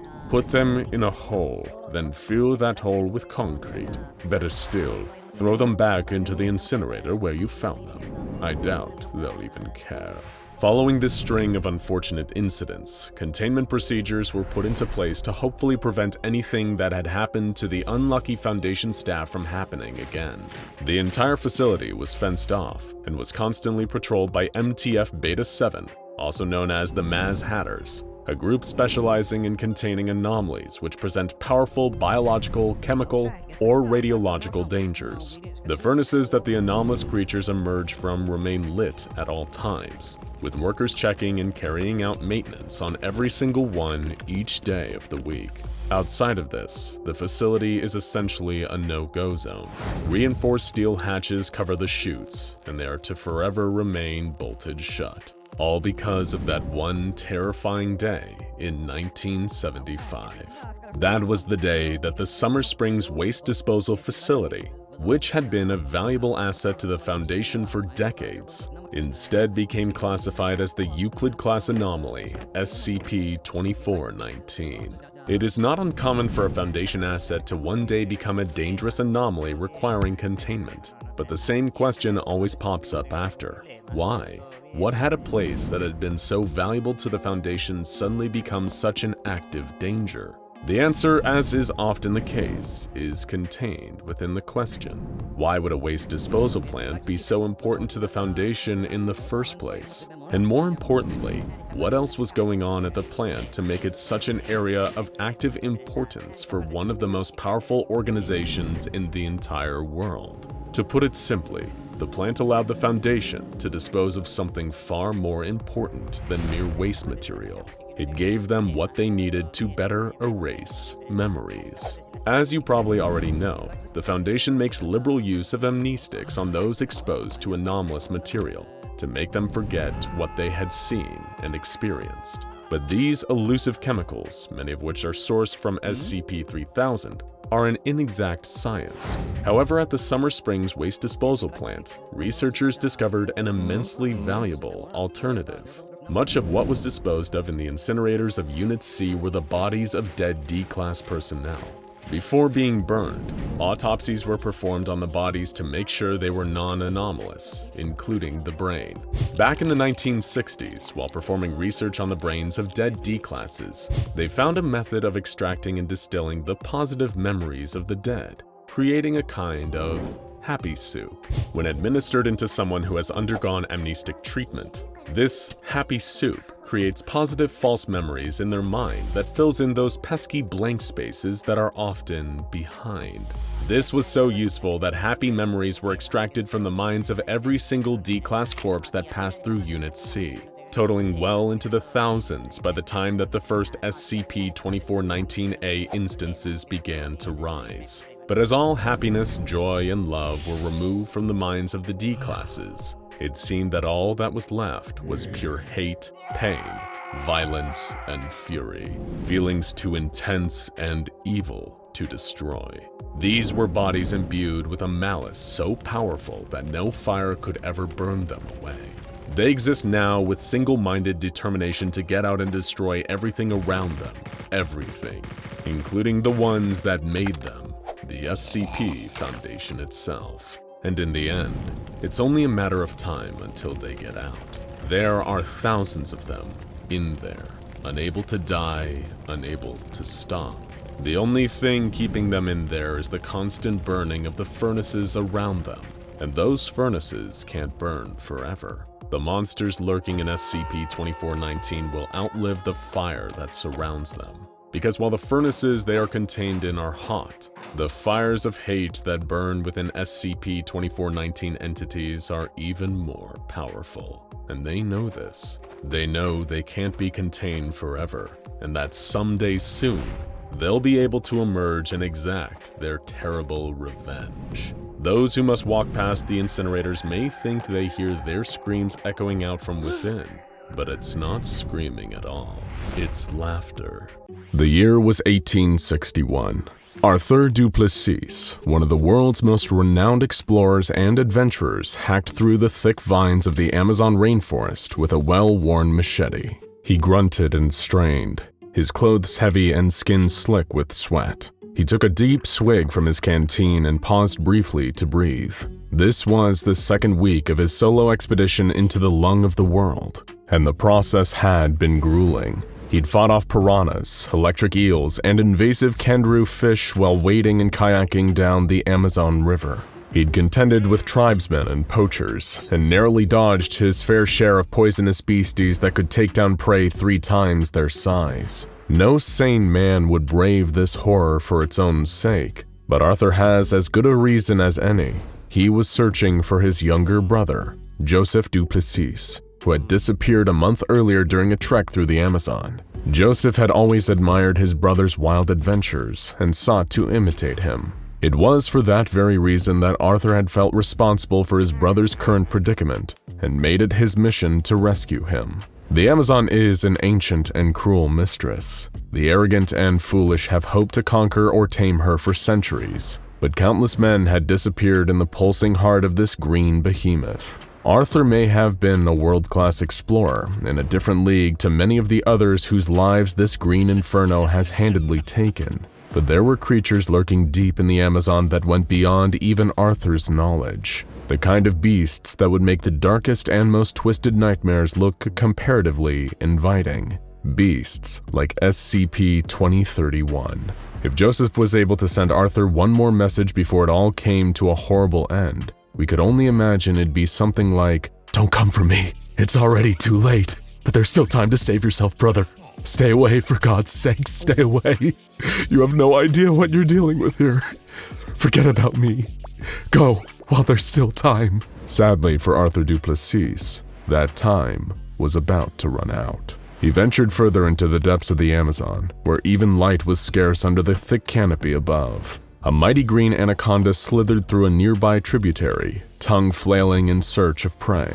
An Amazonian giant centipede, a centipede so large and vicious it preys on snakes and bats, skittered up a nearby tree on 46 needle-like legs. A big, meaty tarantula deftly navigated the branches above, while tree frogs with poison potent enough to put an entire army 6 feet under hopped through the rich undergrowth. Humans held no power here. Arthur fell to his knees and began to weep. His foolish ambitions had gotten his dear brother killed in this awful place, shot to death by poachers, strangled by anacondas, or eaten alive by vicious bull sharks in the Amazon River. There were so many horrible ways that Joseph could had died, and in the absence of ever finding a body, all of them would simultaneously be true.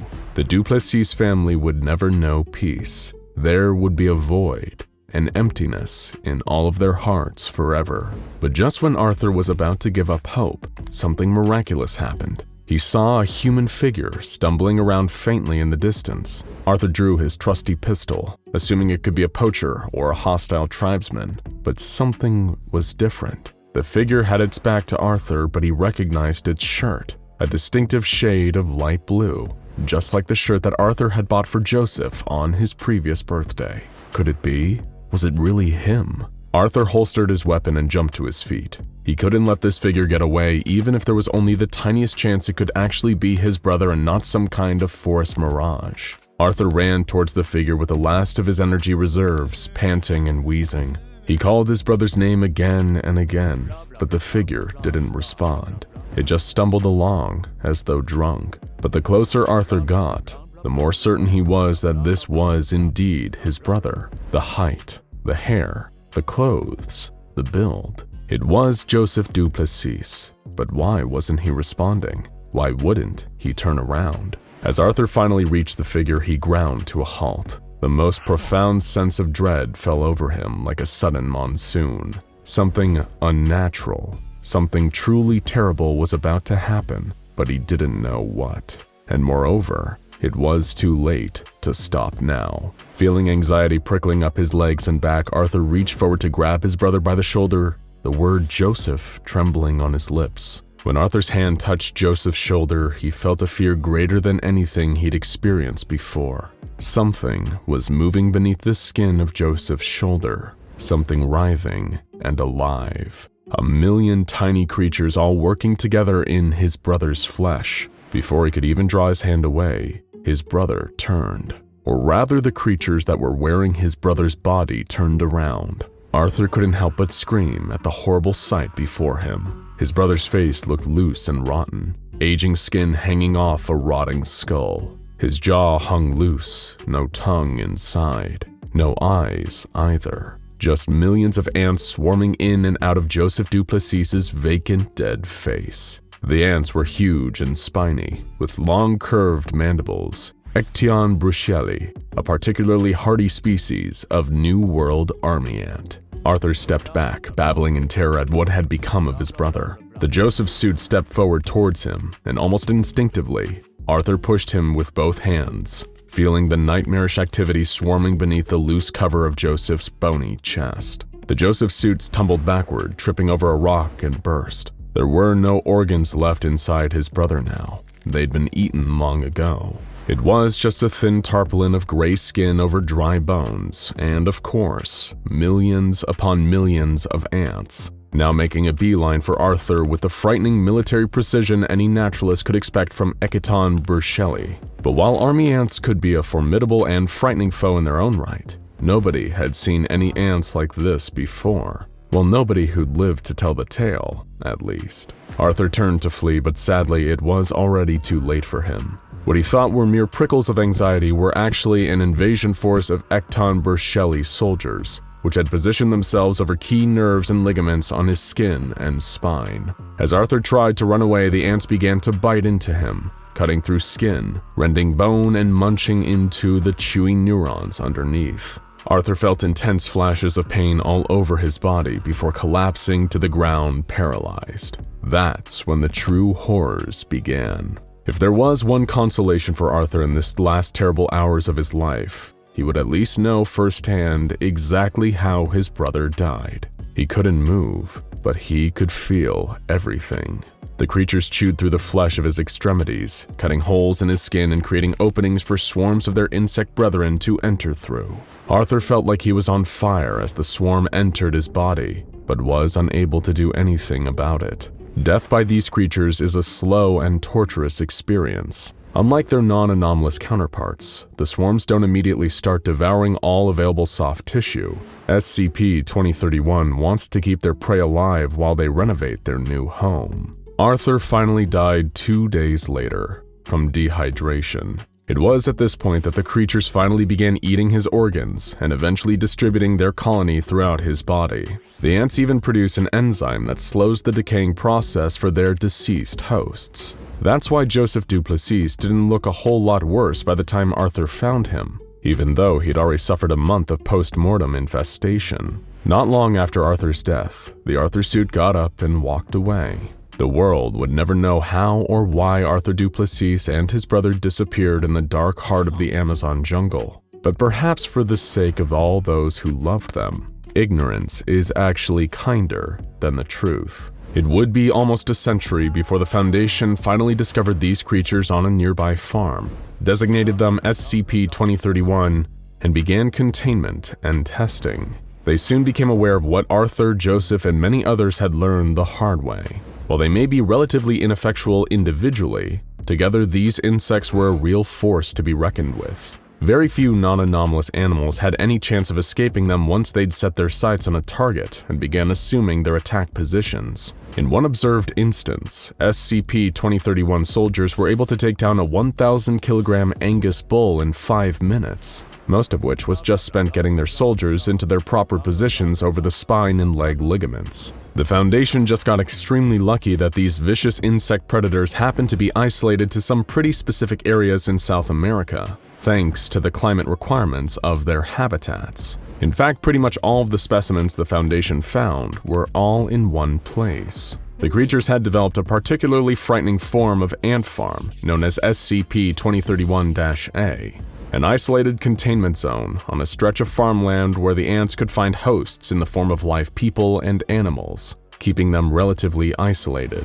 27 separate SCP-2031 colonies were first found on this farm, inhabiting and operating 27 different corpses. These include 15 cows, 5 different horses, 3 domestic pigs, 1 dog, and most fascinating of all, 3 human specimens, an adult male, an adult female, and a child of unspecified gender. What's even more fascinating than the efficacy of these ants in attacking all different kinds of prey is their deftness at mimicking the behavior of their hosts. This isn't a reconstructive maggot situation. See our video on that nightmare for further information. The ants attempt to make their hosts actually act like the creatures they once were. The Foundation were astonished to see that the 3 human suits seemed to actually go through the motions of running the farm, watering the livestock, dispensing feed, moving other SCP-2031 colonies from one pasture to another. The human child suit would even spend extensive time playing with the dog suit, engaging in games such as fetch or mock wrestling. How the SCP-2031 colonies are able to do this is unknown. Working theories include rigorous observation of their targets before colonization, and the colony hive mind somehow picking up residual thoughts or muscle memory from their victims. Non-anomalous ants introduced to the SCP-2031 colonies also begin exhibiting anomalous traits, so the effects may somehow be contagious. One of the most fascinating moments of all came when the structural integrity of the dog suit finally gave out, leading to its colony exiting the body and returning to more nomadic behavior typical of army ants in search of a new host. The strange part was that the human suits actually seemed to grieve for the deceased dog suit, with the child suit becoming somewhat distressed that their playmate was suddenly gone. The 2 human suits even took the carcass of the dog suit and buried it in another pasture. It was unlike anything the Foundation had observed with SCP-2031 before. At what point did mimicry become sincere behavior? Because now SCP-2031 was seriously blurring the lines. It is in the best interest of the Foundation to keep this little ant farm going, both to keep SCP-2031 distracted from venturing further and causing trouble, and to further study the fascinating behaviors and dynamics exhibited by SCP-2031 colonies in captivity. One of the researchers has already put in a request for a new golden retriever. Disturbing things had been happening on the 5th floor of the Rose Heights apartment building in Albany, New York. Residents had reported strange noises over the last few days, screaming in the night, pained muttering, soft weeping, scratching and scuttling in the walls, and worst of all, what seemed like an infestation of bugs unlike anything the unfortunate occupants of Rose Heights had ever seen before. They weren't abnormal in size or shape. They looked an awful lot like the common earwig, around 2.5 centimeters long with large curved pinchers on the back. But the color wasn't right. Unlike the usual dark brown, these earwigs were a silvery, almost translucent gray. When people spotted them crawling across their walls or hiding in the carpet, they seemed to shimmer in the light. Eventually, the building's landlady, Donna Tompkins, was called in to do something about the infestation. She spoke to each of the residents about their experience. They reported the strange noises, the mysterious bugs, and even a funny smell they'd sometimes catch in the hall, a smell like someone had thrown up. And every single person that Donna spoke to couldn't help but remark that the smell was particularly strong outside the apartment of a certain resident, Bill Parham. Stranger still was the fact that Bill hadn't been seen in days. Donna knocked on his door, but received no answer. She called him on his cell phone and could hear the phone ringing inside the apartment, but it just went to voicemail. When she checked the security footage of the lobby, she saw that Bill hadn't left the building in the last few days either. Donna called the police, worried that Bill might be sick or even dead inside his apartment. It was strange, given that he was only in his 30s and didn't seem to have any health conditions. But stranger things had happened. Much stranger things were about to happen too. 2 police officers arrived not long after. They called through the door one more time, and when they got no response, Donna gave them the key to head inside. The apartment was a wreck. All the furniture was covered in dust.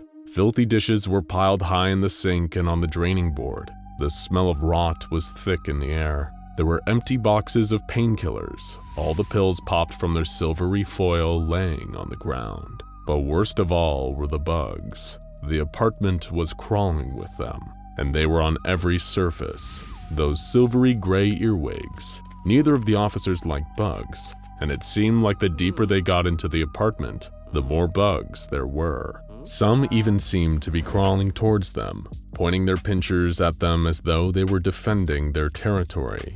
This looked to be a textbook case of what happens when a resident keels over and dies. But there was just one problem. Where was the body?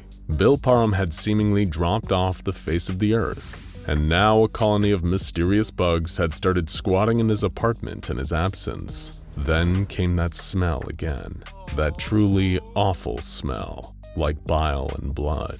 It was even stronger now, and it seemed like it was coming from a nearby closet. The 2 officers, acting on pure instinct, drew their weapons and approached the closet with caution. Even if they weren't consciously aware of it, they knew they were going to find something awful inside. Something evil. Something dangerous. When they threw open the closet door, they couldn't help but scream. They'd found the nest. It was a huge round hive, like the biggest beehive you've ever seen, melded into the lower corner of the closet. The unnatural earwigs were crawling into, out of, and around it. Thousands of them. Tens of thousands of them.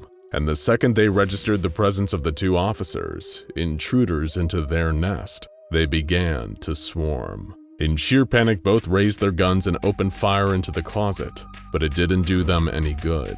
Their bullets just pierced and splintered the hive, causing even more enraged insects to spill out and begin crawling over the 2 cops. They fled from the apartment, screaming in pain from the gnashing pincers of the insects crawling all over their skin. They never did find the corpse of Bill Parham, but that's because Bill Parham wasn't dead, at least not until mere moments ago, when the bullets from the cops' gun had torn through his bones and perforated his organs. He died not long after, and if he could still speak close to the end, he would have thanked them both for the mercy, because the monstrosity that they'd just encountered in the closet wasn't just a nest of mysterious insects in Bill Parham's apartment. It was Bill himself. This is the fate worse than death in store for anyone supremely unlucky enough to fall victim to SCP-439, better known by the nickname for their unique nests, the Bone Hive. And while these nasty little critters may be small, they're filled with enough pure nightmare fuel to send you running into 682's containment chamber for a little comfort. Let's go through this whole nightmarish process and tell you exactly what happened to poor Bill Parham. First discovered by the SCP Foundation in mainland China, SCP-439 specimens largely get by on the fact that they're not much to look at. Unless you're an entomologist, when you see a strange insect, you probably just accept the fact that it's a perfectly normal breed you've just never encountered before. Nobody is hammering down the doors of their local news station to alert the press about the gray earwig they saw crawling out of a crack in their bathroom wall. But if Bill Parham had done just that, it would have saved his life. The Foundation would have immediately flagged the incident as an SCP-439 infestation and dispatched a mobile task force to deal with it. Instead, when Bill saw the earwig for the first time, he was getting ready for work and didn't have the time to stop and deal with it. He made a mental note to buy some bug killer on the way home, but quickly forgot. The insect didn't forget him though. In fact, it thought he would be a perfect candidate for the SCP-439 process. The Foundation has tested extensively with the one SCP-439 sample they'd been able to successfully catch and contain. In all tests, they found that 439 specimens rejected hosts from any species other than humans. They're an extraordinarily specific parasite. It's also only one particular type of SCP-439 specimen that you actually need to worry about: the queens. Despite their superficial similarities, SCP-439 behave nothing like non-anomalous earwigs. Normal earwigs are not social creatures. They're solitary scavengers and they don't keep nests as permanent habitats. The same can definitely not be said for SCP-439. They have complex social structures, much like that of bees, ants, and termites, with queens, scouts, workers, and warriors. If you happen to encounter a worker or a warrior, you may get a painful pinch from their pinchers if you get too close. But if you end up on the wrong side of one of the queens, then you have a much worse fate in store for you. And it just so happened that the SCP-439 specimen that appeared in Bill Parham's bathroom that morning was visiting royalty. This 439 queen had selected her target, and now it was time to move to the next part of the process: initial infiltration. When Bill returned home from work, he was delighted to find that the gray earwig was nowhere to be seen, but that didn't mean it was gone. It was still there lurking. It just didn't want to be seen. After all, the real fun would happen after Bill went to bed. Once SCP-439 detects that its potential host has fallen into a deep sleep, it will crawl onto the person's body and into their mouth, which is exactly what it did to Bill. It feels like little more than a tickle in your throat, and you will have no idea that the tiny creature crawling down your windpipe and into the soft, warm tissue of your lungs spells your doom. Very few people wake up during this process, but even if they did, there's virtually nothing they could do. When Bill woke up, he was suffering from mild chest pains and shortness of breath, a symptom not uncommon in a number of respiratory ailments. He had no idea that the SCP-439 queen was already inside him. He got up and went about his day, trying to ignore the pain as it gradually grew worse and worse, feeling almost like something was moving inside his chest. He spent the whole day having to stop to let out a deep, hacking cough, but coughing didn't expel or change anything. He looked and felt so terrible that his boss let him go home early, hoping that Bill would be able to sleep off whatever illness he thought he had picked up. But over the next couple of days, his condition only worsened. The pain grew so excruciating he could barely move, and he was popping painkillers like Tic Tacs to no effect. He started running a dangerously high fever, his body trying in vain to fight back against its lethal intruder. He felt worse than he ever had in his life, but little did poor Bill know, the most terrible parts of the process were yet to come. Through anomalous means, an SCP-439 infection is able to induce fibrodysplasia ossificans progressiva, or FOP, in its victims, which is typically a genetic disease that presents itself before the victim turns 10 years old. The condition is infamous for its primary symptom, turning muscle and other soft tissue into bone, slowly but surely paralyzing the victim and putting them into a state of unspeakable pain. This bone transformation process is known as ossification, and Bill was about to experience it firsthand. His pain increased as his mobility decreased, with more of his flesh becoming solid lumps of bone underneath the skin. Soon enough, all he knew was pain. It became so agonizing that he was delirious with it. He was drunk on pain. Even perceiving sunlight felt like being stabbed in the eyes. That's why, like all the other victims of SCP-439, he decided to conceal himself in a warm, dark place where no light could get to him. In Bill's case, of course, that place was his closet. He was hurting so bad that all he could do was curl up into the fetal position and weep as his muscles turned to bone and his body began to compact and shrink. He didn't even look like a human anymore. He was more like a ball, covered in a bone shell and filled with warm organs. That's when the queen started laying eggs among his organs. It wasn't long before there was a new brood of around 30,000 specimens living inside Bill's body. He was still very much alive, but there wasn't anything he could do about his situation. His muscles had long since turned to bone, and they had eaten large portions of his brain, leaving mainly the parts needed to keep his organs just barely functioning. After all, the colony still needs central heating. SCP-439 colonies have developed a perfect parasitic relationship with the human body. They even use the stomach inside the hive to pre-digest food into a liquid slurry that's easier for them to consume. The only loser in this situation is someone like Bill, who is forced to become the new home for the world's most nightmarish freeloaders. Eventually, when the colony becomes too big, a queen departs to start a new one, and the process repeats itself once more. It's enough to make you want to sleep with your mouth closed for the rest of your life. Oh, and we haven't even told you the worst part yet. Foundation scientists have conducted tests on some victims of SCP-439 and found that while the creatures do consume large parts of the brain, the parts they leave are capable of consciousness. That's right. Their victims remain aware of what's happening to them the whole time, even when they hardly seem human at all anymore. What actually finally kills the victims of SCP-439 isn't the bodily trauma. It's the starvation that sets in when the colony inevitably moves on.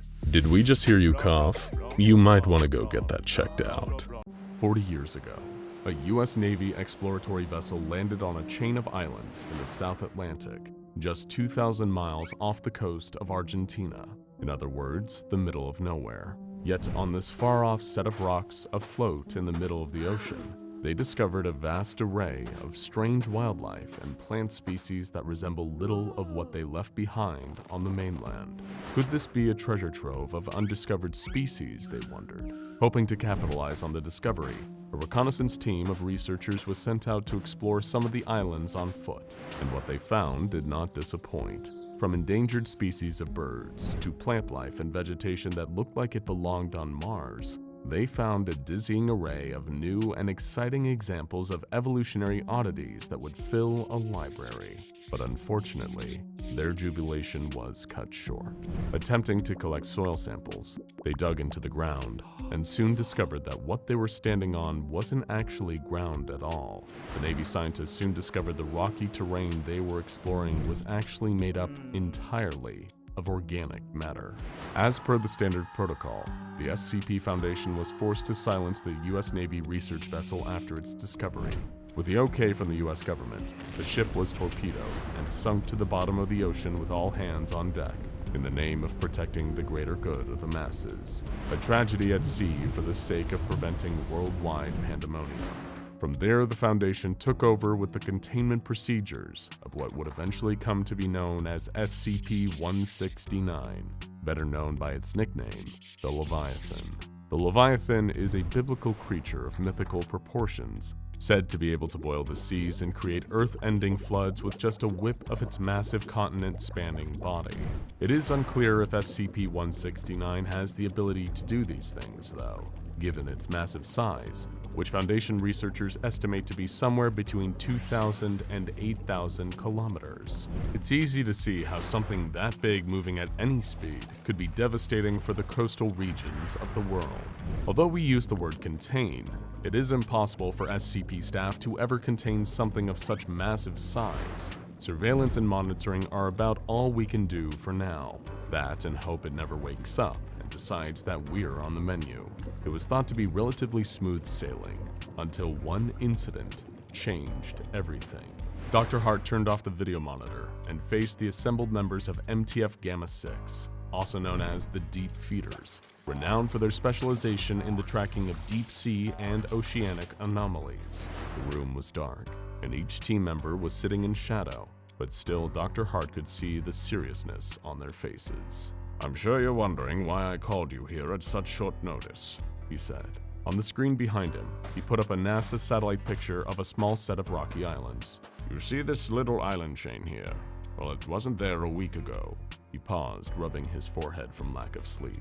At 8:05 a.m. today, we recorded another auditory anomaly emitting from SCP-169. This one was much louder and longer than the one recorded in 1997 by the National Oceanic and Atmospheric Administration, the one known as the Bloop.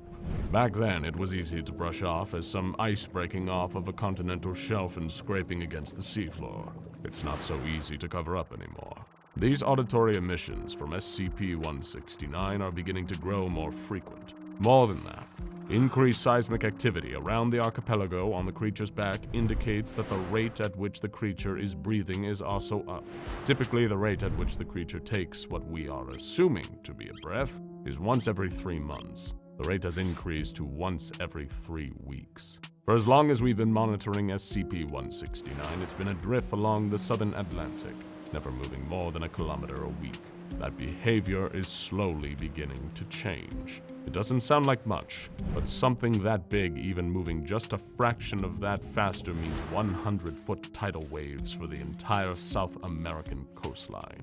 We fear the creature is showing signs of waking up. If this is true, it could mean a cataclysm for the hundreds of nations around the world. Millions, hell, even billions could be wiped off the face of the earth if this thing just flips its body too fast in the wrong direction. To put it to scale, this monster is about the size of the Caribbean, maybe even bigger as far as we know. The doctor then pulled out a decanter of whiskey and poured himself a glass, swallowing the entire pour in one go, in an appalling breach of workplace professionalism. Seriously, an XK class end-of-the-world scenario is still no excuse for drinking on the job. We're talking about an extinction-level event. A bona fide XK class end-of-the-world scenario. 1,000-foot tsunami waves stretching as far as the eye can see from either end of the horizon. The last time SCP-169 stirred, it created the Mediterranean. In fact, the legends of the biblical flood, Noah's Ark, the same story can be found in every civilization and culture around the world. So maybe they were onto something. It is to this end I call you all here. To save the world from the next great flood. He paused for a moment as the room took in the gravity of the situation. The more we can learn about SCP-169, the better. And right now, we know squat. For one, we've never seen just how deep the body of the creature goes, or what's under it. The pressure has been too great for our current model submarines, until now. After reinforcing our Nemo-1 deep-sea submersible with thaumaturgical runes, the integrity of its hull has increased exponentially. Your mission will be to travel as far down and as close to the creature as possible. If it breathes, then there must be gills or lungs. There must be some basic biological facts we need to understand if we're going to survive extinction. Our only recourse is to find a way to sedate the creature, and if that doesn't work, then God help us all. Just 12 hours later, deep in the waters of the southern Atlantic, a massive submersible ship was diving down into the depths of the deep ocean, looking for a way to stop the end of the world. Agent JA-6-1, a member of Deep Feeders, looked out of the massive viewing port as the ship slowly descended alongside the rocky trench that made up the body of SCP-169.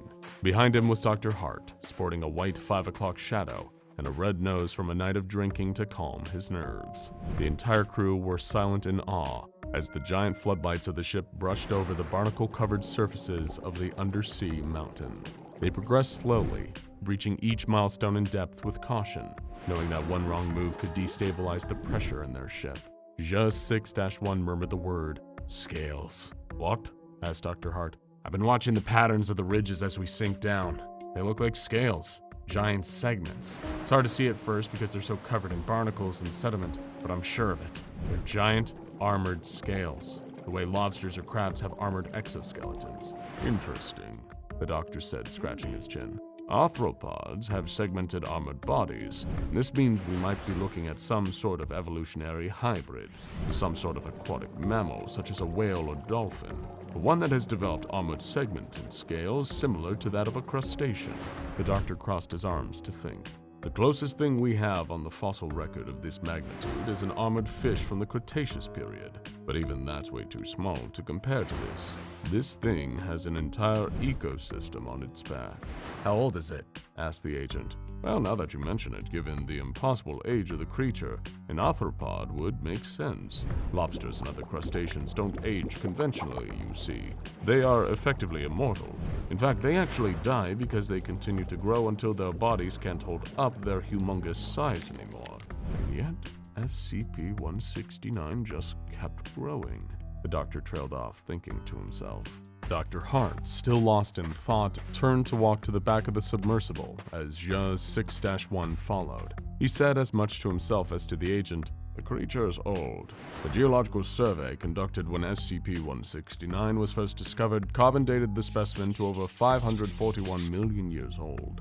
As you can probably surmise, that's too old for any living being. The results had to be incorrect, and yet I checked them myself more than once. And numbers do not lie. The entity predates our civilization. Hell, it predates complex life forms on this planet as we know it. From an evolutionary standpoint, it doesn't make any sense." The agent, confused, asked, "Doctor, how could something so big even come into existence?" "Very little of our planet is actually landmass. It's a wonder we call it Earth. Most of this planet is water. We aren't looking at a creature that's on our planet, Agent. We are on its planet." Just then a flurry of alarms and sensors began to go off at the bridge of the ship. The team scrambled to their stations, checking off monitors and shouting readings to each other. "The ship's thermal sensors are detecting a massive rise in temperature, transmitting power to cooling systems. We have activity northwest of our location. Sonar has something big headed our way. We need to dive now!" The ship lurched forward, nose first, as everyone on board held on to their seats, the restraints keeping them from falling forward. Just outside of the viewing port, Dr. Hart could see an enormous scaled appendage moving fast in their location. "We need to steer the ship clear of the Talons. Revert all power to the thrusters. Get us out of the way!" the doctor yelled. "Don't you think I'm doing that?" the captain shouted back.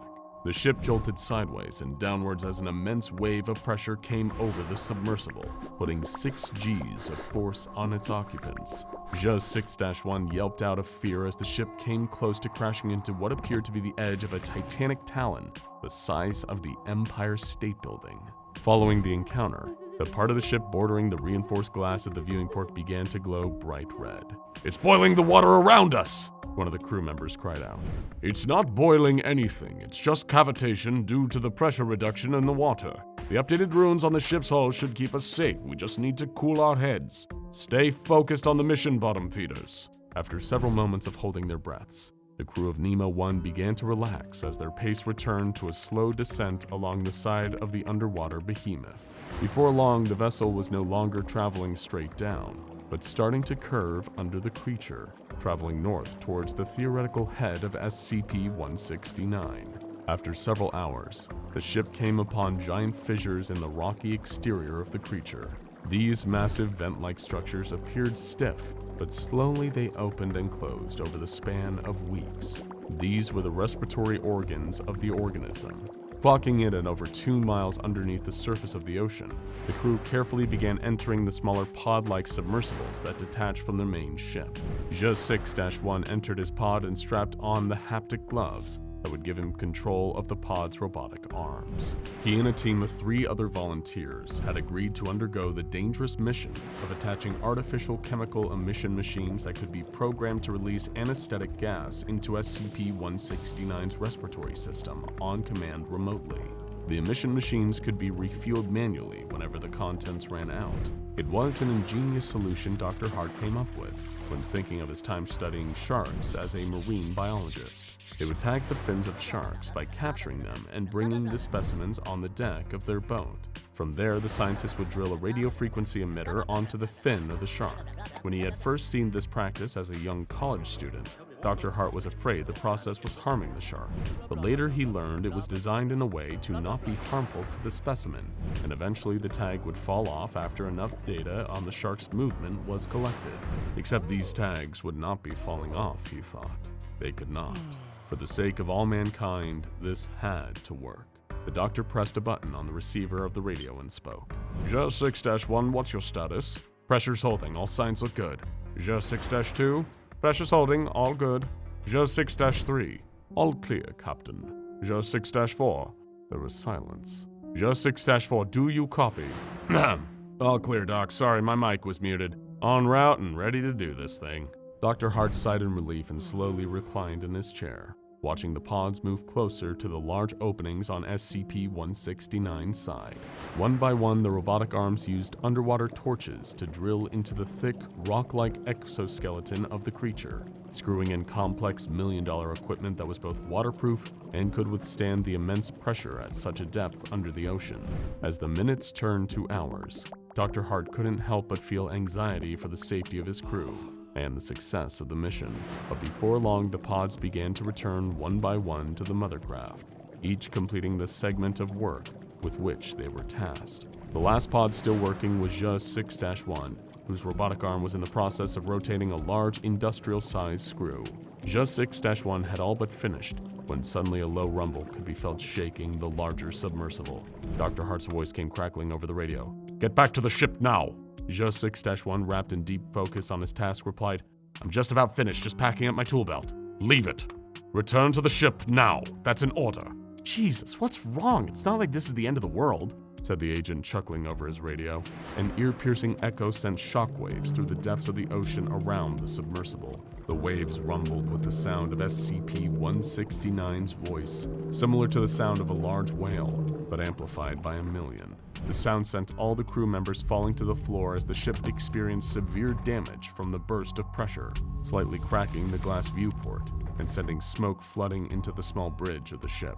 "Gas masks!" shouted Dr. Hart as they all donned breathing apparatus. "SCP-169 is waking up. Begin activation of the chemical emission machines. We need to sedate it now. The Leviathan is waking up. We need to stop it," shouted Dr. Hart. Just then, he looked back and noticed Zhe 6-1's pod was gone. "Zhe 6-1, what's your position? Zhe 6-1, where are you?" "Sir, sonar has him drifting off deeper into the ocean behind us. He must have gotten knocked off SCP-169 by the shockwave." But Dr. Hart wouldn't have it. He didn't want any more blood on his hands. "Reverse thrusters, turn us around and get to him. We're not losing anyone." "But the breach in the hull!" "It'll hold. That's what the runes are for."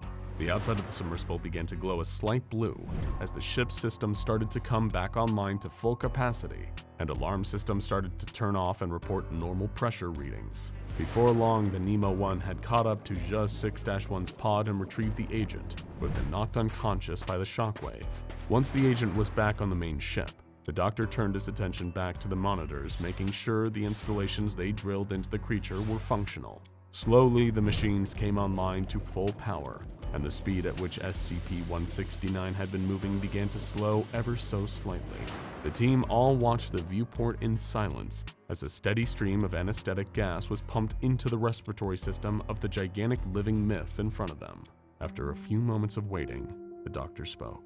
"I think it worked," he said with a smile. The crew erupted in cheers as they radioed control back up on land that the mission had been a success. The message quickly reached the O5 Council, where a red alert status was de-escalated, and the O5 members withdrew from their plan of leaving the current Earth for that of an alternate universe. The whole crew began to sing and celebrate the prevention of the end of the world, as Dr. Hart simply stood in front of the massive viewport, watching the mountainous specimen slowly grow smaller in the distance as the submersible began ascending back to the world above. Zhe 6-1 came over to congratulate him, patting him on the back. "We did it," he said. "Loosen up." The doctor managed to laugh along in acknowledgement. "That we did," he said in relief. "That we did." The two watched the deep blue ocean in silence, taking in the vastness of the sea. Perhaps this would not be the end of it, but that day, they had done what the SCP Foundation did best: kick that apocalyptic can a few miles down the road. And sometimes, in the face of the terrifying and the infinite, that's really the best you can do. When it comes to bugs, the SCP Foundation certainly has its hands full. You might remember SCP-726, a species of bowfly aptly named the Reconstructive Maggots, who recreated the bodies of other organisms through horrible reproduction methods. There's also SCP-2031, a colony of anomalous ants that would eat their victims' insides and burrow themselves in the bodies. puppeting them around and masquerading as the creature they just ate, even if it was a person. Today on SCP Explained, we're going to be talking about a new species of anomalous insect, SCP-378, nicknamed the Brainworm. Well, it's an anomaly only new to us. For the Foundation, SCP-378's discovery and containment dates back to the days of the American Secure Containment Initiative.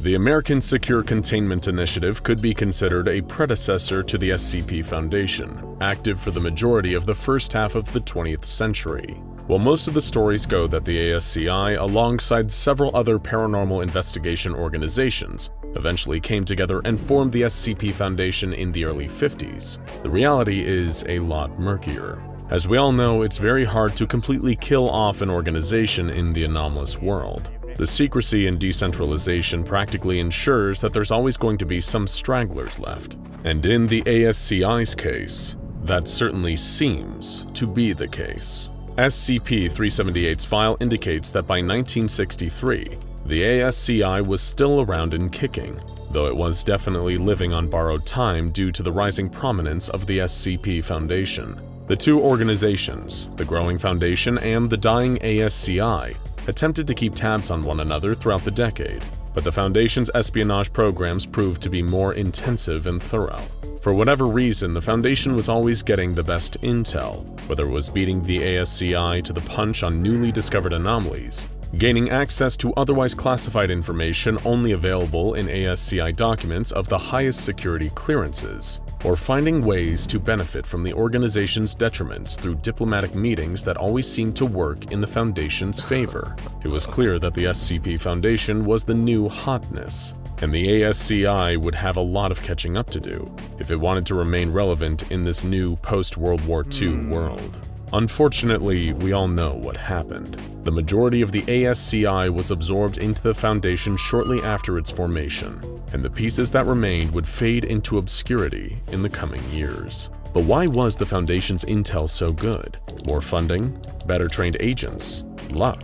The answer, if you're familiar with the Foundation's ways, shouldn't come as a surprise. Of course, there was always going to be more going on behind the scenes, and that's where SCP-378 comes in.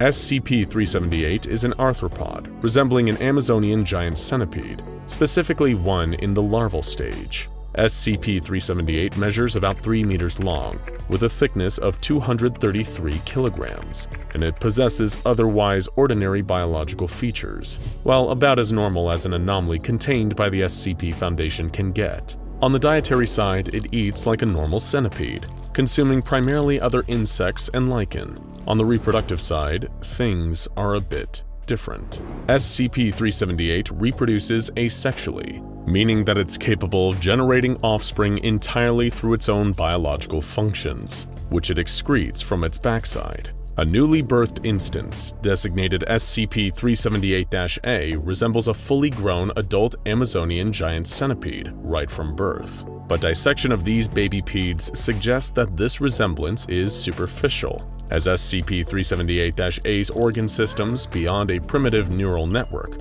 are entirely non-existent. These babies are essentially shell organisms, intended to be used by SCP-378, the host centipede, as remote drones. And that's how SCP-378 proves to be useful to the Foundation at large. You see, 378-A are endoparasites, meaning that they're organisms that live inside other organisms, like a tapeworm, but so much worse. SCP-378-A are used by SCP-378 to infect advanced primates, such as ourselves, but also a whole host of offshoots of humanity, such as the Homo ignotus, also known as SCP-655, and the Gigantopithecus sapiens, the common Sasquatch, which you might recognize as SCP-1000. SCP-378-A enters a host through an open orifice, and after infection, the entity will integrate itself with the host's nervous system through means that are poorly understood by the Foundation. This includes brain death of the host, and extending SCP-378's remote control through its offspring and into the host itself. Vital functions and sensory input remain unaffected, meaning that the host still retains some semblance of life function. Just, without a brain or anything. They're not there. They're just puppets, but you'll never be able to tell. When you think of someone being puppeted by an anomalous parasite, you'd probably expect them to act a little weird. Maybe they don't speak right, or maybe they start slithering on the floor or eating only small lizards. But that's not the case with victims of SCP-378. No. Once its offspring have infected a suitable host, SCP-378 will actually do a pretty decent job of integrating its victims back into their respective social sphere. This means maintaining all of their previous relationships as best as possible, such as keeping their jobs, and otherwise fitting in and not standing above the crowd. You'd probably assume they prefer to keep a low profile, mainly infecting hosts in small towns and sleepy suburbs. But you'd be wrong there too. SCP-378 loves the big city, places with high population density, and a robust entertainment scene. We'll explain later, but SCP-378 differs from ordinary insects in that its base instinct isn't to just infect and reproduce, it's to have fun. And the way it entertains itself is by living the lives of people who otherwise live busy, engaging lives, filled with plenty of social interactivity and places to go. The Foundation has yet to discover the upper limit of SCP-378, as the centipede has managed to infect quite a number of hosts with its offspring, which it all seems to maintain simultaneously without issue. Upon interrogation of a host, SCP-378 confesses to the existence of 26 human hosts, 2 instances of Guatemalan black howler monkeys, and 3 instances of SCP-1000. Considering the complex social hierarchies of monkeys, it's unsurprising that SCP-378 infected a few of them just to try them out, on top of infecting a few Sasquatches in the form of SCP-1000, which SCP-378 conveniently is immune to the inherent anomalous effects of. But there is no question as to which species SCP-378 prefers. In fact, those other things it infected, according to the host, were only acquired during periods of heavy intoxication. See, the centipede enjoys getting a little tipsy too. You can't have that in the Amazon rainforest. As humanity is the dominant species on Earth, we're the ones with the shiniest toys for SCP-378 to play with, the most exciting lives, filled with more pointless interaction and labor than a bug would know what to do with. And that's what makes SCP-378 so intriguing for the Foundation. It's an intelligent parasite, whose only motivation is to keep society running as normal so it can slip behind a few pairs of human eyes and see what it's like in the world it would never get to otherwise live in. Some of you are already thinking it, but SCP-378 is the perfect anomaly for the Foundation to use against its foes and adversaries. And as we covered earlier, in the 1960s, the Foundation had a lot to prove, mainly against the American Secure Containment Initiative. The Foundation knew to classify SCP-378 as a Thaumiel-class object. It was promptly contained in an underground terrarium filled with plenty of juicy lichen and ants for SCP-378 to feed on. Of course, there was also a decontamination chamber constructed adjacent to the regular containment chamber. Any personnel who would go in would obviously be at risk to an infection from SCP-378, and we're sure that living the crazy, exciting life of a Foundation agent would have satisfied the sociable bug. But the SCP Foundation wasn't taking any risks. As a result, anyone entering the chamber would have to wear full body protection, and if they were found to be infected during the decontamination process, they would be terminated. After discovery of SCP-378, the Foundation immediately saw the potential in utilizing the anomaly for espionage purposes. After all, it would be a perfect spy network, capable of fitting in and maintaining ordinary roles while also communicating with SCP-378, who would feed information to the Foundation through another host. The impeccable precision of SCP-378's maintenance of its host's social personas would make the entity almost impenetrable to sniff out in the field, even for trained agents who deal with the anomalous. SCP-378's initial psychological evaluation was performed by the well-known Foundation psychologist, Dr. Simon Glass.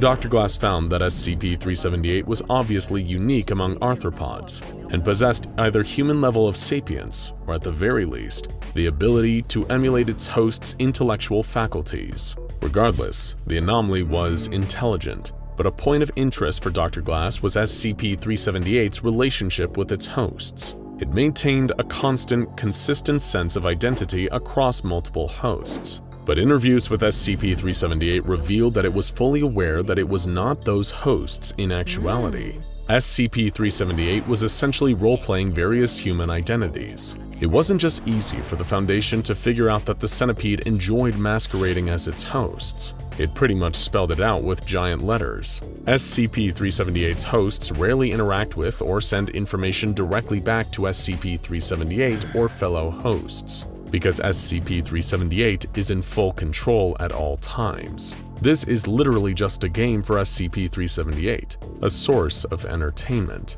And if one of those hosts came under duress or was at risk of being found out by those in its life, 378 could easily abandon the host persona, which it had no issues in doing. Dr. Glass found that the host behavior was largely unique to each instance, and extroverted personalities were a favorite for SCP-378. Hosts rarely isolate themselves, except to sleep or use the bathroom, and SCP-378 appeared to take equal enthusiasm in both stressful and pleasant situations. After all, this was all a big role-playing session for it. SCP-378 appreciated some excitement in the lives of its subjects. In a way, this was like an infinite source of entertainment. You could live as many lives as you wanted at once, have almost no attachment to any consequences, because you're a bug who has no stake in the real world, and you get to experience things no other member of your species ever has or ever will. SCP-378 really is living the dream. Even to another human, this sounds pretty fun. We only get one life to live. SCP-378 gets to live as many as it wants. But Dr. Glass found another interesting fact about SCP-378. It was attached to a certain identity. Lisa Martin, a 33-year-old Mexican-American female employee at Digiana Tono's Pies, a pizza chain located in Staten Island, New York. Dr. Glass was a bit unsure as to why SCP-378 enjoyed Miss Martin so much, but it was clear from the way it talked about her that this was its favorite persona. And Dr. Glass could see why the more he studied Martin's routine. It was the perfect mixture of business, idleness, routine labor, and general engagement for SCP-378 to experience. Lisa Martin's routine was static. On every day except Saturday, from 8 a.m. to 6 p.m., Lisa Martin would show up to work at Digiana Tono's Pies. After she finished work, from 6 p.m. to 11 p.m., Martin would engage in maintenance of one of 17 rooftop gardens across New York City. Of these gardens, Glass discovered that 13 are maintained by volunteer organizations, 12 of which Martin was not a part of. On Saturdays from 8 a.m. to 11 p.m., Martin alternated between socializing with a collection of friends and coworkers and playing piano for various high-end bars. On all days from 11 p.m. to 12 a.m., Martin would shower and then prepare for bed. She would sleep from 12 a.m. to 7 a.m., and in the morning she'd get back up and do it all over again. When you see a person's schedule laid out like this, everything seems a bit more routine and less exciting, huh? It's not an exciting life laid out on paper, but SCP-378 loved it, for whatever reasons. Attempts to interrupt Lisa Martin's routine were unilaterally met with unusual levels of hostility from the bug and its hosts, and in the event of Lisa Martin's death, SCP-378 would happily direct another host to assume her identity. Yeah, we're not sure either. Regardless, 378 had a hobby, many hobbies, but Lisa Martin was special. Dr. Glass's evaluation proved to be popular with the upper ranks of the Foundation, who, due to SCP-378's intelligence and awareness of human sentience, could prove to be useful to the overall mission of the Foundation. As we said before, in 1963, the Foundation had to contend with a number of powerful adjacent organizations, the Global Occult Coalition, with their destructive tendencies and the backing of the world governments, GRU Division P, the Soviet Union's anomalous research military unit, the remnants of the American Secure Containment Initiative, who, while not as prominent or as powerful as they used to be, still remained an organization capable of deterring the Foundation. As a result, the Foundation looked into applying SCP-378 through practical means. Dr. Glass's work importance could not be understated, but the prevailing theory was that SCP-378 did not understand the significance of social dynamics in regards to hierarchy and social capital. This could be observed in its strange defense of Lisa Martin. Several of SCP-378's hosts held positions of power, two of which, David Lockheed and Alfonso Leos, were even employed by anomalous organizations, and beyond the reach of the Foundation's then capacity to contain. Even holding these powerful positions, SCP-378 displayed a willingness to sacrifice the hosts to defend, replace, or otherwise maintain Lisa Martin, its favorite host. It was here when the Foundation saw an opportunity. If they could use SCP-378's favoritism of Martin to get it to do what they wanted, their dream spy network had a chance of manifesting into reality.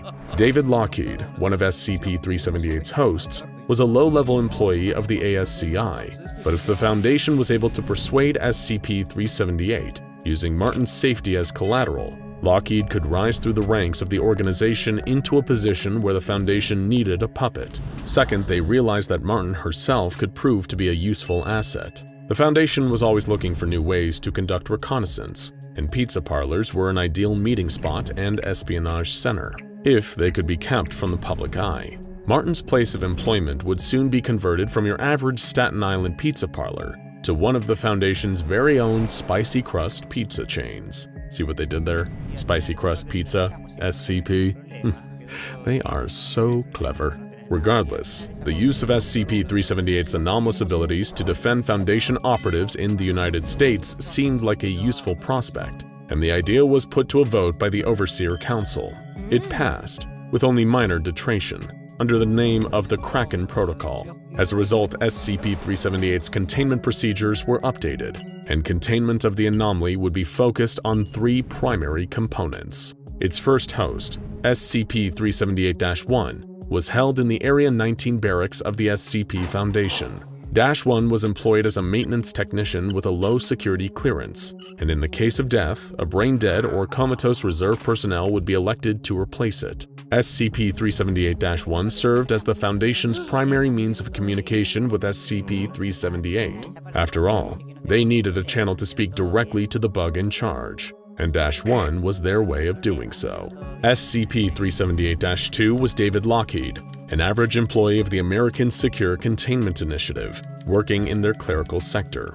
Lockheed was tasked with sabotaging ASCI operations for the Foundation, as well as collecting information in the Foundation's interests. SCP-378-2 was a little more difficult to replace than the average SCP-378 host, and was required to follow a strict health and exercise regimen. If something were to happen to Lockheed, there's no telling if the Foundation would be able to replace him, and the chances of that happening were low.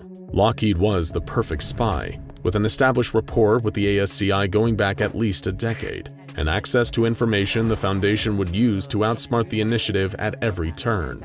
It shouldn't come as a surprise to you that the ASCI's days were numbered, and eventually, they closed their doors entirely. SCP-378-3 was Lisa Martin, who worked at Spicy Crust Pizza in Staten Island. Martin's purpose was to maintain a network for Foundation operatives in New York and host a place where they could congregate and meet without issue. On top of that, Martin was still SCP-378's favorite persona, and the entire operation hinged on SCP-378 having Martin available to it. As a result, Lisa Martin would have to be replaced as soon as possible if anything were to happen to her. And with that, the Kraken Protocol was in place. Each instant formed a part of the Foundation's information gathering campaign, and was outfitted with a tracking device and an audio recorder. Every week, embedded agents stationed near each host were to evaluate the health and integrity of them, and the equipment they had inside them. If this initial rollout was a success, the Foundation would continue to use SCP-378-A in further infiltration of its enemies, but the Foundation would have to see how things played out first. Less than 2 years later, Lockheed had retrieved significant information for the Foundation, and the Kraken Protocol proved to be a success. A new site, Site 56, located near prominent anomalous locations, was about to be constructed. SCP-378 seemed excited at the prospects of a change in scenery and more hosts to infiltrate, but there was also something the Foundation could never have expected. In an attempt to gain a new host for SCP-378 to control, the Foundation came across something disturbing. Their target was an agent of the FBI's Unusual Incident Unit. After drugging him and bringing him back to the Foundation in order to receive an SCP-378-A instance inside him, SCP-378 informed the Foundation that it couldn't establish a connection with the agent. The personnel were confused. The agent was still alive, and 378 never had any difficulty in connecting with hosts before. They did a number of tests on the agent and tried to figure out what went wrong.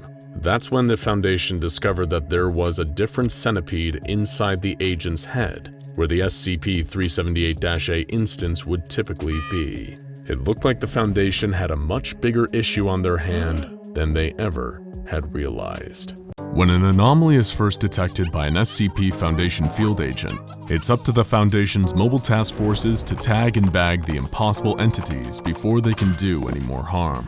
Sometimes these retrievals are uneventful, other times, not so much. Especially when they're dealing with brutal forces of nature like SCP-096. Also known as the Shy Guy, a creature that, from the very first interaction with the Foundation, had a reputation for being dangerous and needed to be feared. A series of vague sightings and mysterious disappearances up in the frosty mountains of the Yukon first sparked the Foundation's interest. When they were certain that they had an anomaly on their hands, 2 retrieval teams, Zulu 9A and Zulu 9B, were dispatched to secure and contain the entity. Zulu 9A took the lead in a heavy-duty chopper, equipped with 50 caliber GAU-19 heavy machine guns, and carrying an AT-4 anti-tank launcher. They were prepared for anything, or so they thought, as they established a visual on SCP-096 while 2 clicks away from the target. They couldn't get a clear line of sight on the creature, but it appeared to be stationary, docile, and was making no attempt to flee. Piece of cake, right? Little did they know that SCP-096 was just looking away from them. If it was facing towards them, it'd be a whole different horror story, as Zulu 9A were about to find out. The team landed their helicopter next to the creature and were shocked to see that it was completely naked, in spite of the sub-zero temperatures all around them. The creature was unnaturally thin, as though it had been starved for weeks, with bone-white skin and unnaturally long limbs. The team guessed that the creature's arms must have been at least 1.5 meters long, but its docile nature and insubstantial body mass gave the impression that it wouldn't prove too difficult to contain. That is, until they saw its face. Zulu 9A's captain was the lone survivor of the incident, as he was lucky enough to be looking away when the creature turned towards his team. The rest of the squad ended up staring eye to eye with SCP-096, and from that moment on, wasn't docile anymore. The creature began to whimper, then cry, then sob uncontrollably in a way that sounded eerily human. This sudden change in temperament startled the rest of Zulu 9A, and they opened fire on the creature. Under the hail of gunfire, SCP-096 entered a murderous frenzy and began tearing into the hapless squad of soldiers. While its flesh and organs did seem to take damage as a result of the barrage of 50 caliber rounds from the helicopter-mounted machine guns, its skeletal structure remained intact, and it continued its onslaught, tearing the team limb from limb, even after they'd blown practically all the flesh from the creature. The AT-4 anti-tank launcher proved equally ineffective at stopping SCP-096 while it was in attack mode. And it was only after slaughtering the entire team that it returned to its docile state. Nobody knows exactly what the creature did to Zulu 9A after the gunfire started, but no trace of the team was left behind. Zulu 9B touched down soon after, and with a grave warning from the captain not to look at the creature's face, they were finally able to subdue it. A bag was placed over SCP-096's face, which seemed to soothe it enough to move it to a nearby Foundation facility. Little did they know, they just obtained one of the deadliest SCPs of all time. And while it may have been under lock and key for now, it seemed inevitable that it would get out and cause more violence and chaos. Research and containment procedures for the SCP-096 were put under the command of Dr. Dan, a senior researcher at the site. It was his job to find out exactly what this being was capable of. The more he tested, the more he realized that they were dealing with something truly terrifying. Disposable D-Class personnel were used to figure out exactly what it was that caused the creature to enter its attack mode. Just as it had during the initial retrieval mission, SCP-096 went berserk when any of the attending personnel saw its face. In this stage, it would enter a period of considerable and unstoppable distress for 1 to 2 minutes, covering its face and wailing loudly. When the period of distress ended, the creature would mercilessly slaughter every D-Class that had seen its face, and just like with Zulu 9A, no trace of their bodies would be left behind. Dr. Dan was horrified and intrigued by this phenomenon. The creature killed anyone that saw its face directly, but could the same be said for indirect depictions of the creature's face, such as images and videos? Dr. Dan was desperate to find out. More D-Class personnel were brought in to test this, to frightening results. Dr. Dan found that the creature did indeed still enter attack mode when people saw pictures and videos of SCP-096's face. The creature seemed to have an innate sense of when people were viewing these representations, even when it should have had no conceivable way of knowing. It didn't matter how far away or how many barriers were in place between the viewer and the creature, the attack mode would still activate. And once it did, it seemed as though nothing could stop the creature from hunting down the one who saw its face. With all of this new data, special containment procedures were devised to keep the creature safely under lock and key. Its cell was a 5 meter by 5 meter by 5 meter airtight steel cube, fitted with advanced pressure sensors and laser detectors to ensure that SCP-096 remained in its cell without risking anyone having visual contact with the creature's face. All cameras and video equipment were strictly forbidden, and weekly checks for any cracks or holes in the containment cell were mandatory. Of course, none of this would stop the creature if anyone somehow saw its face. In order to solve that little problem, Dr. Dan would need to continue his research. To find a method of subverting the creature's deadly glance, they needed to know exactly what they were dealing with. But how could they, when even a glance at a photo or video of the being meant certain death? A potential solution was proposed, creating an artistic representation of the creature's face, something that hadn't yet been attempted. But how would they achieve such a feat? Simple. They'd procure a D-Class prisoner with some artistic talent, and they found one who had been a tattoo artist before becoming a Foundation guinea pig. Dr. Dan formulated an ingenious plan for keeping this D-Class alive for long enough to accurately draw an image of SCP-096's face. He would be placed in a bathysphere diving bell several kilometers underwater and tens of kilometers away from the containment cell where the SCP was being held. The D-Class was made to look at a photograph of the creature's face and then replicate that image in a pencil sketch. Dr. Dan first confirmed that the creature's attack mode is only activated by the creature's face, by having the D-Class look at a series of photos of the SCP's body parts, one by one, finally finishing with its face. The D-Class began drawing and even remarked on how creepy the SCP's facial features were, despite not knowing the deadly context. Meanwhile, back in its containment cell, SCP-096 sensed someone viewing its face and entered its inconsolable crying state followed by its attack mode. It broke out of containment easily and began making a beeline for the D-Class, traversing the miles between it and its prey. The D-Class didn't know it, as he locked the finished drawing into a separate, autonomous submersible, but he was already dead. As the drawing made its way up to a researcher on the surface, SCP-096 dived into the water and started swimming down towards the artist. Minutes later, the bathysphere was breached, and the D-Class was torn to shreds. SCP-096 was recaptured without issue by Surface Recovery Team Foxtrot 303A, and further testing on the drawing showed that artistic representations of SCP-096's face were in fact harmless. From this experience, we now know that the creature has a gaunt face with totally white eyes, possibly indicating blindness and a grossly extended jaw. Nevertheless, Dr. Dan was adamant that SCP-096 was too dangerous to be left alive, and requested permission from the upper echelons of the Foundation to terminate the creature by any means necessary. However, the doctor's request would fall on deaf ears, until it all started with a seemingly innocent image. While it's now been redacted for your safety, the black speck inside the yellow circle was once a minuscule image of SCP-096, taken unknowingly in the 1990s by a semi-professional mountaineer. One day they were looking at old photographs when his eyes passed over the tiny speck without even noticing that he had seen anything.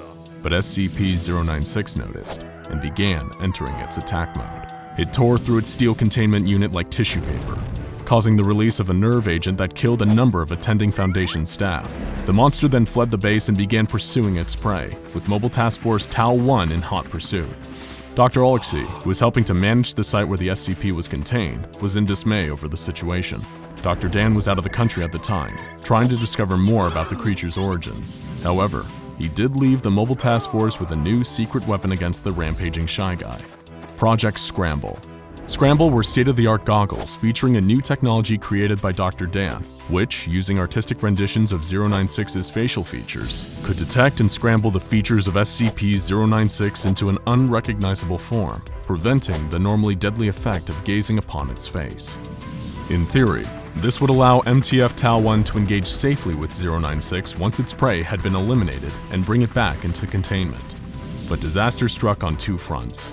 First, the prey in question was located in a population center, creating the potential for a huge loss of life. And the second bigger problem was that the scramble technology didn't work, as stray pixels of the creature's face would reach the eyes of the task force before the internal microprocessor had time to scramble them. The mission turned into a death sentence, as SCP-096 slaughtered almost the entire task force, as well as a number of civilians in town, including an infant and its entire family. It was a monumental disaster, made even worse by a final revelation.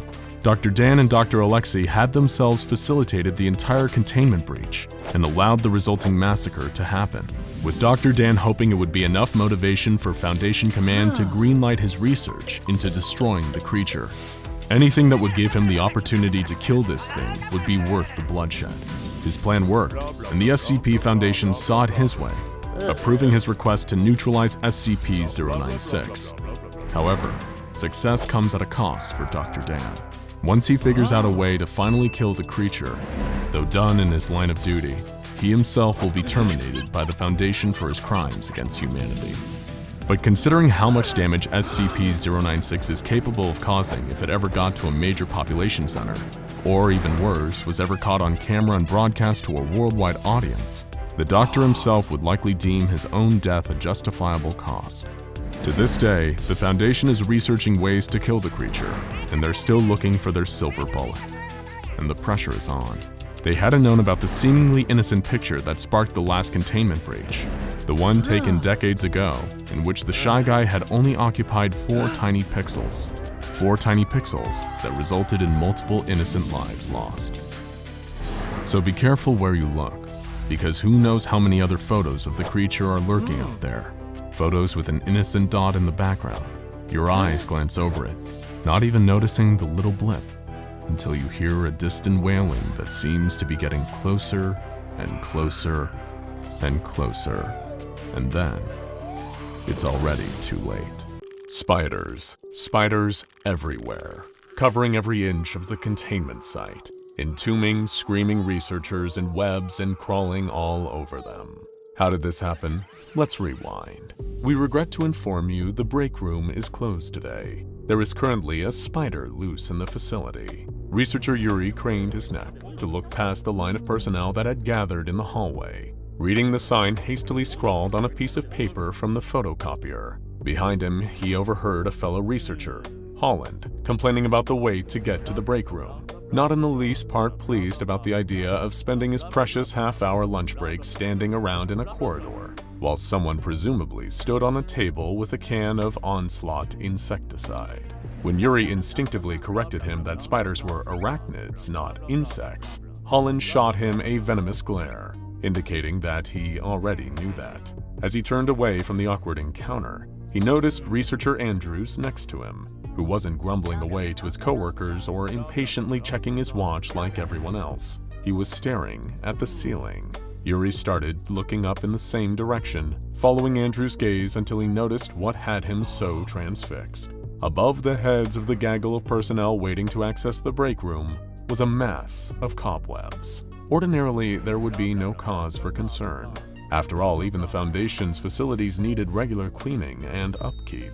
But what was odd about this web was, at first glance, it looked like there was a piece of equipment trapped in it. Some kind of machine component. It was only when Yuri squinted and leaned forward to see closer that he noticed the component wasn't in the web. It was made of the web.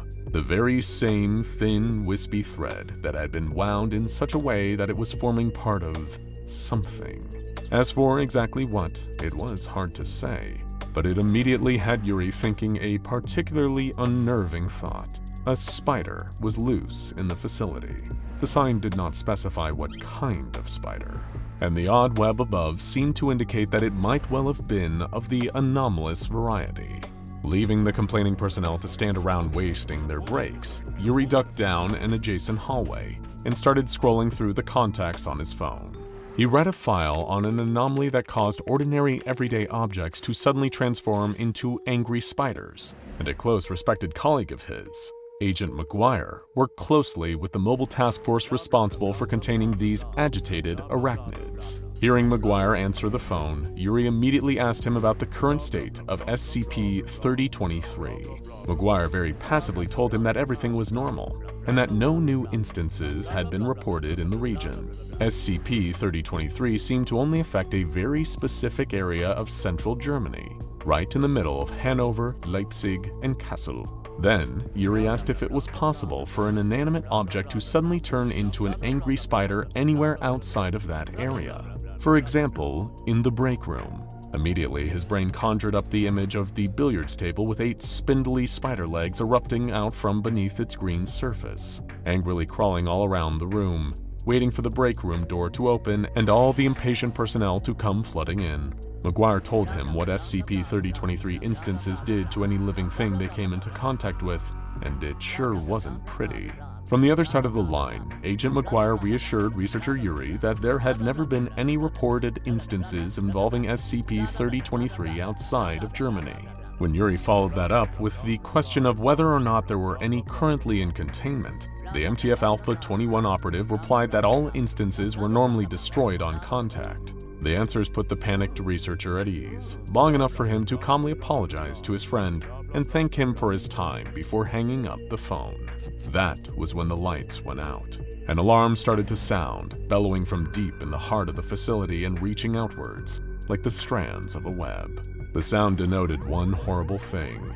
There had been a containment breach. As the blood-red emergency lighting blinked on, Yuri rushed back the way he'd come, expecting to see the same huddle of personnel near the break room, expecting one of them might know exactly which SCP had made it out of containment. The sight waiting for him was far worse. As he approached the hallway, he heard the overlapping screams of his colleagues. Researcher Andrew came dashing around the corner, his wiry frame sending him barreling past Yuri before he could even ask what was going on. Then, from around the corner, Researcher Holland could be seen clawing his way along the floor, yelling for someone to help him.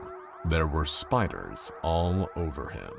Thousands of them. The sheer number of them crawling over his body made them look almost like a formless mass that was slowly pulling him back down the corridor towards the break room. Yuri dashed forwards, intending to grab Holland's hand and pull him to safety. But before he could get close enough, the other researcher had been taken by the spiders. That was when Yuri turned the corner and saw the full extent of the containment breach. Spiders everywhere. Crawling all over the floor, spiders. Climbing up the walls, spiders. Dangling from the ceiling by threads, spiders. A number of lumps on the ground were writhing and thrashing, but so covered in spiders that it took Yuri a second to realize who was underneath. The other personnel, each of them trying to brush away the spiders that were coating their bodies and dragging them off to who knows where. Under the blinking red of the emergency light, the spiders made the hallway look like it was alive, and illuminated what was crawling at the far side, directly opposite Yuri. The giant spider was looking right at him, each one of its numerous dark eyes looking practically demonic under the red light. It was enormous, easily at least 9 feet tall, big enough to almost fill the corridor.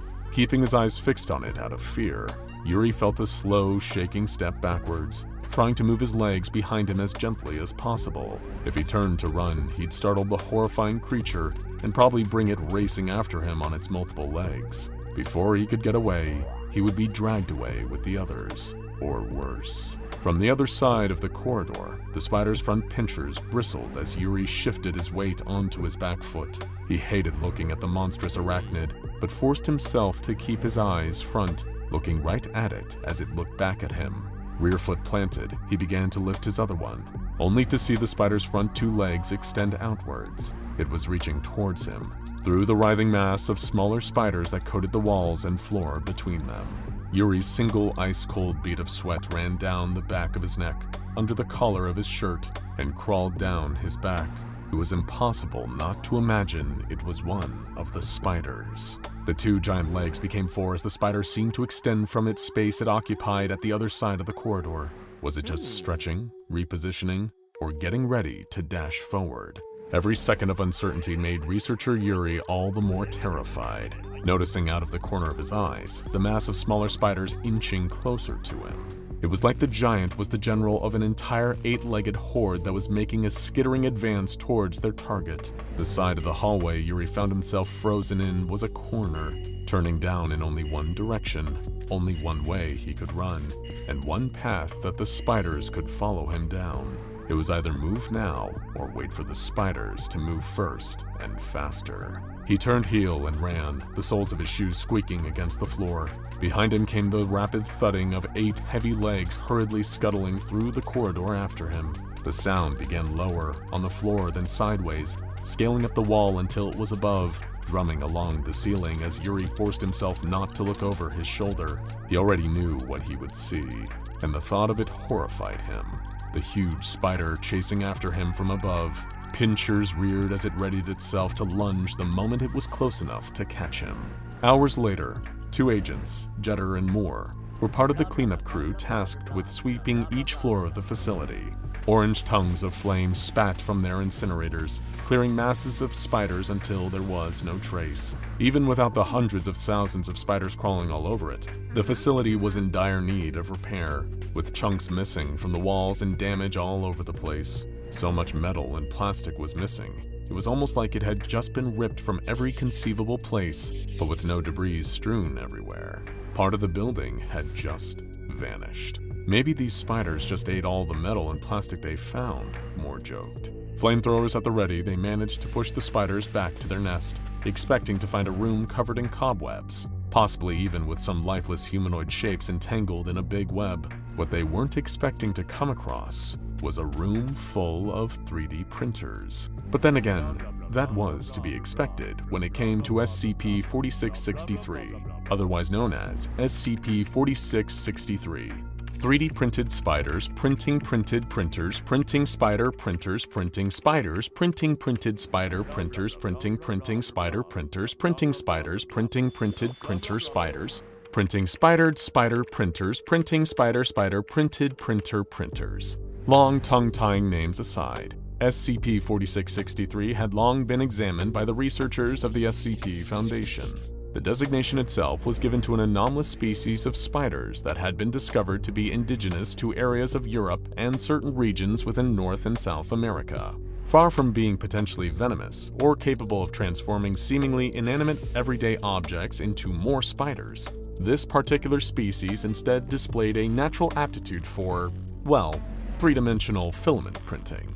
These SCP-4663 spiders are capable of consuming anything in their path, as long as it is inorganic matter, meaning unlike non-anomalous species of spider, they don't actually feed on insects or even mammals. Instead, instances of SCP-4663 usually subsist on a diet of primarily metal and plastic. However, they don't appear to consume these for any kind of nutritional value.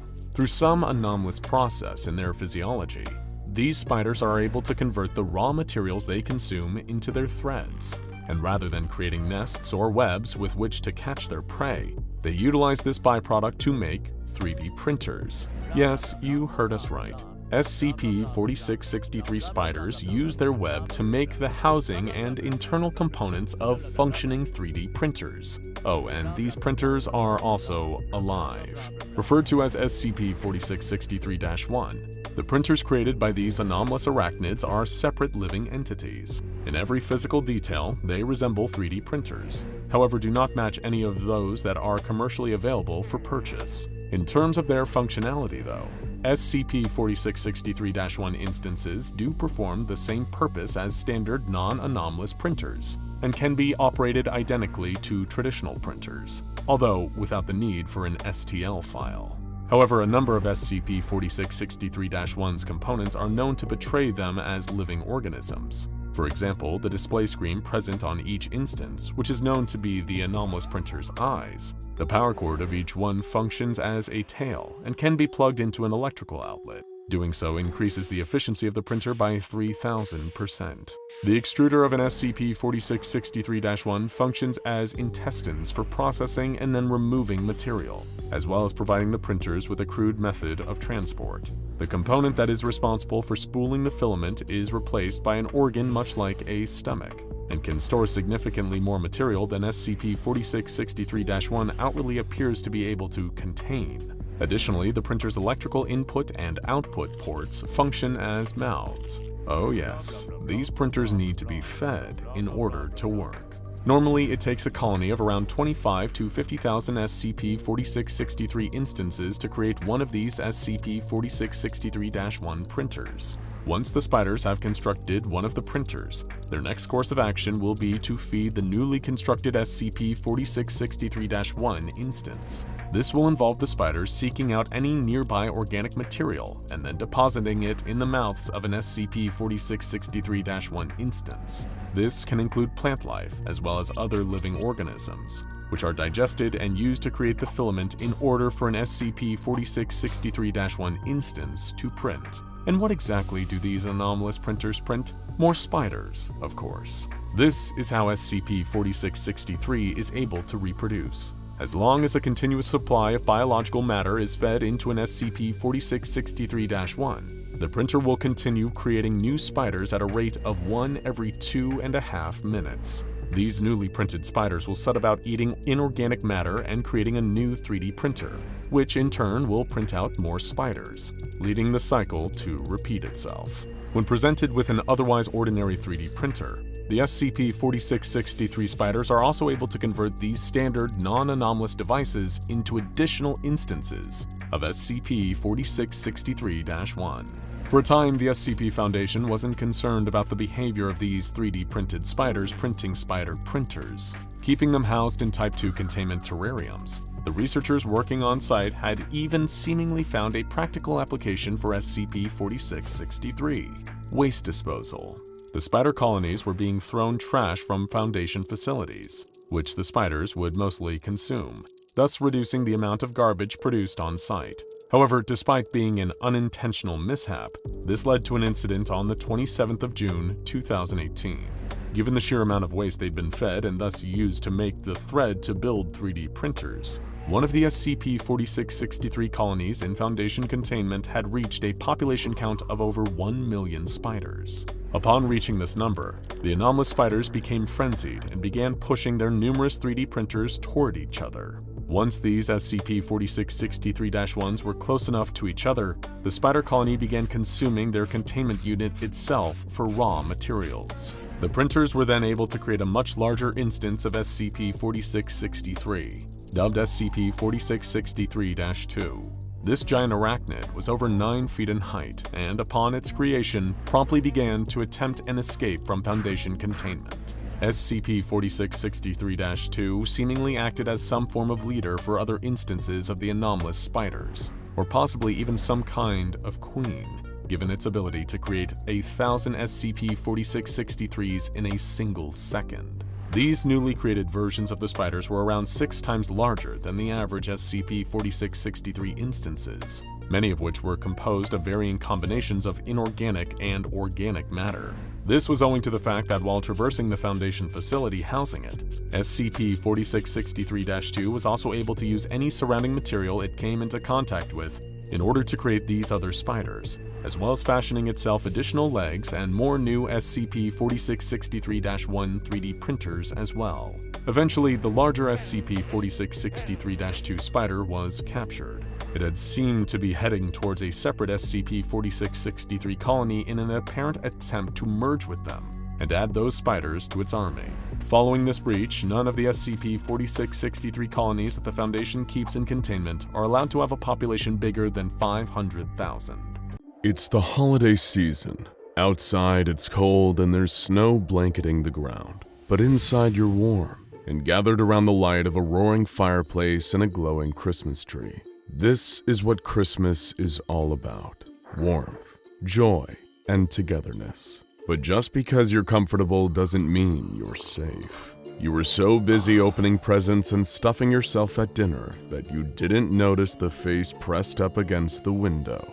That long, gaunt face with the staring eyes, the wide mouth full of yellow teeth, and the scraggly white beard. You don't know it yet, but within a few days, you'll be dead. You might be able to avert this horrible fate if you knew what exactly you were dealing with. SCP-4666, also known as the Yule Man, a Keter-class Christmas monster so violent, sadistic, and terrifying, he makes Krampus look like Jolly Saint Nick.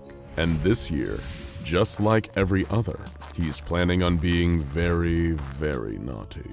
The SCP Foundation began cataloging the Yule Man in 1974 after a string of violent and eerily similar home invasions during the holiday season.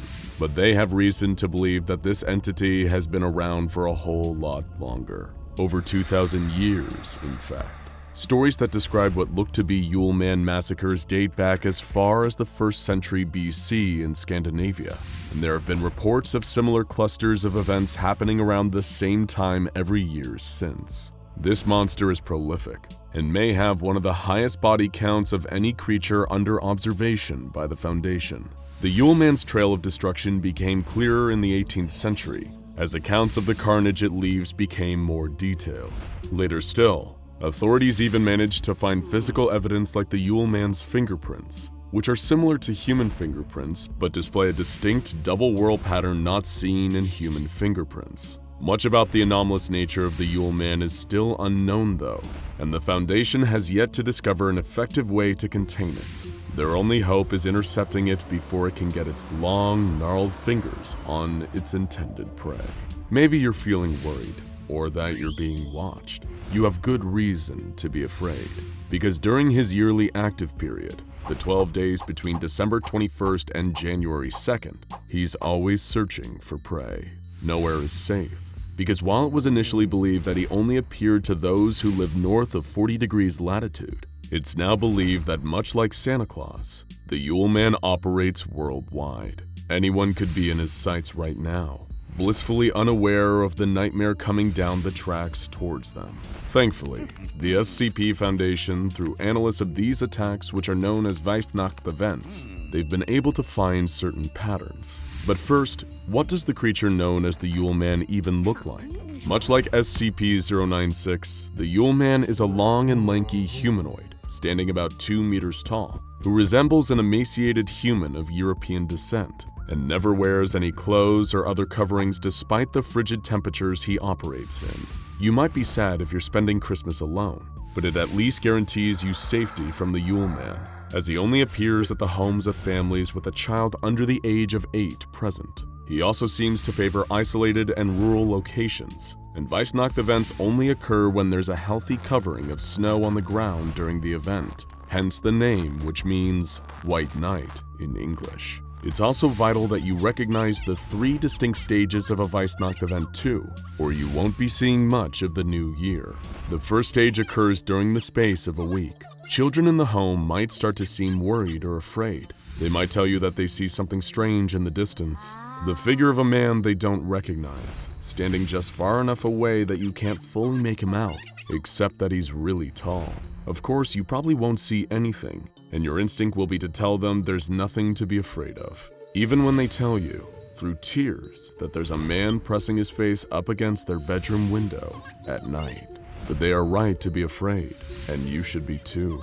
Already at this point, your only hope is to try and spread the word as soon as possible. Report the incident to the local police, write about it on Facebook, tweet about it, whatever it takes. The SCP Foundation has operatives trawling the internet and monitoring police reports constantly during this period, especially for reports of mysterious men in the snow watching homes from a distance. Getting the Foundation's attention is your best hope of stopping this thing, and if you don't, next comes Stage 2, taking place between nights 8 and 11 of the active period. No longer will the Yule Man just be lurking on the periphery. Now he's getting closer. You'll start to hear strange noises in your attic or on the roof.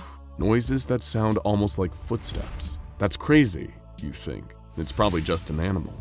But then the smell starts. An awful rotten stench that fills the house. But no matter how hard you look, you can't find the source. Finally, on the last night of December, you'll tell yourself that you'll take this matter to the police. But of course, it's already too late. The Yule Man is here for the 12th night. The Weihnacht is finally upon you. At this point, one of two scenarios will happen. In the first, you and your entire family will be tortured and murdered, except the youngest child, who the Yule Man will kidnap. The SCP Foundation keeps files on a number of notable instances of this kind of Weihnacht, and the details are truly gruesome. Reports of incidents have involved crucifixion, the removal of tongues, burning, dismemberment, post-mortem bite marks, and decapitation. In all instances, though, the entire family was killed except the youngest child, who simply disappeared. The Yule Man is a merciless and sadistic beast. You're now probably wondering, if that's the first of two Weihnacht possibilities, what's the second? In the second, if you're tremendously lucky, you and your family will survive. But that doesn't mean you won't face a grisly experience. In this scenario, which occurs during about 15% of Weihnacht events, you'll hear footsteps throughout the night, but thankfully you wake up alive. And when you do so, there are gifts waiting for you.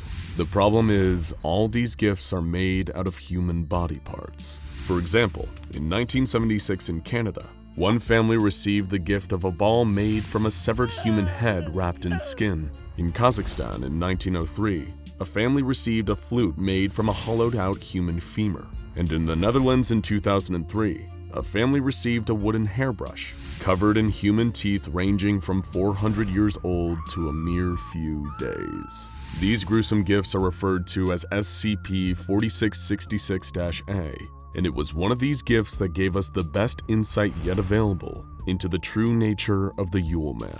Several gifts were dropped off at a family's residence in Hoonah, Alaska in 2018, but most notably among them was the horrific SCP-4666-A-0960, a life-size doll made from a human body with its eyes removed and mouth sewn shut. Worst of all, though, was that the girl was still alive. The family who received this twisted gift was given amnestics by the Foundation, and the living doll was taken for medical treatment. Before succumbing to her extensive injuries, the girl was able to deliver some insights into what exactly happened to the children who were abducted during Weihnacht events. The children taken by the Yule Man are forced into a large sack that seems much bigger on the inside than it appears as he makes his rounds, traveling from house to house, murdering and kidnapping. His victims are taken to a kind of underground grotto and workshop filled with bones. Like a twisted Santa's workshop, where they're forced to make toys out of the bodies of their fellow victims.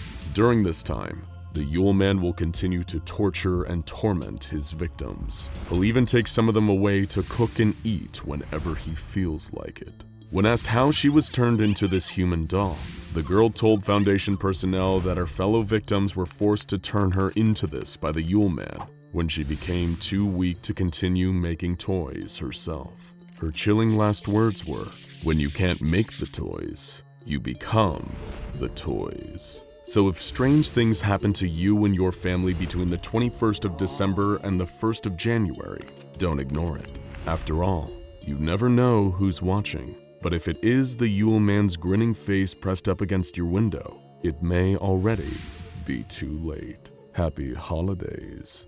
There's been a strange phenomenon sweeping central Germany.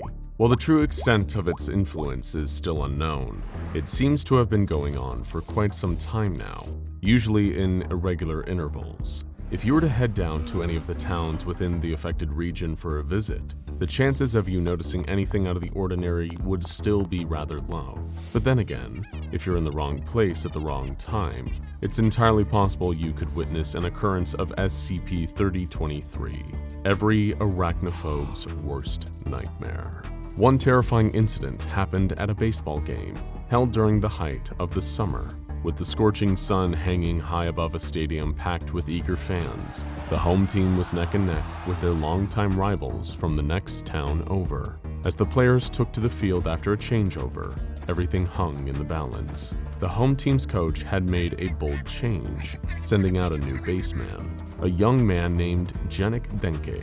He was a rookie, untested, but the team's strongest veterans had been doing their best through the whole first half of the game, and still, the scores were almost tied. and so Janek stepped up to the base, unaware that making the next catch would change his life forever. The crowd was silent, the tensions flattening their cheers and chants to a low murmur as the rival's heaviest hitter stepped up to the bat. He was a behemoth, arms twice the size of the baseball bat he carried over his broad shoulder, striding up with confidence as he readied to swing. Watching and waiting, a bead of sweat rolled down Janek's forehead, dropping down the bridge of his nose. He couldn't tell which was making him sweat more, the heat of the sun or his own nerves. His teammate at the pitcher's mound lifted a leg, the baseball in hand. If he gripped the ball any tighter, his fingernails might have splintered and got lodged in the white synthetic leather wrapped around it. Janek stared, not even bothering to wipe away the drops of sweat in his eyes. As his teammate's throwing arm reeled back and hurled the ball forward, it felt like time itself had slowed down.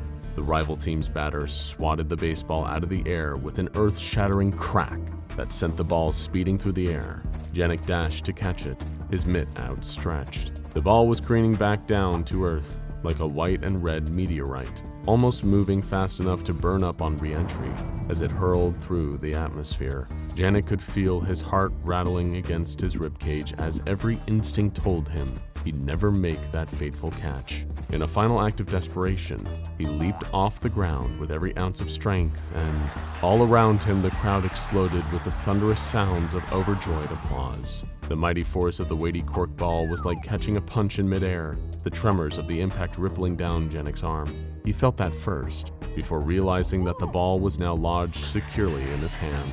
He'd done it. He'd made the catch. The batter was out.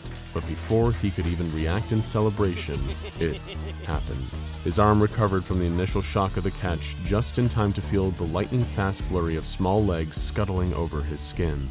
Barely able to catch his breath, the last thing Janek saw was something that used to be the baseball, hurriedly crawling up his chest towards his neck. From a distance, his teammates, the fans in the audience, only saw him drop to the turf, flailing his arms trying to brush off something crawling over him as it attacked and killed the young baseman in what otherwise would have been the proudest moment of his life. While that might have been the first time anything like that had ever happened, it certainly wouldn't be the last. Now, have you ever passed by an abandoned building and felt an urge to look around inside? Of course, a lot of us have. But most of us are smart enough to resist the urge. But on the very rare times you and your friends have worked up the courage to explore somewhere like this, you've probably never found anything all that interesting. Then again, you might want to think twice before sneaking past those keep out and condemned signs. Maxie and Iva learned that lesson the hard way when they gained access to an abandoned office block. Maybe they were trying their hand at making a Blair Witch Project-style amateur found footage movie, or they could have been dabbling in some urban exploration. Best case, there might have been a few places of office furniture left behind by the building's previous occupants, something that the removal company forgot to take when the place was cleared out. The pair of them could have just helped themselves. After all, they needed a new folding chair for their apartment, and there was one just sitting there.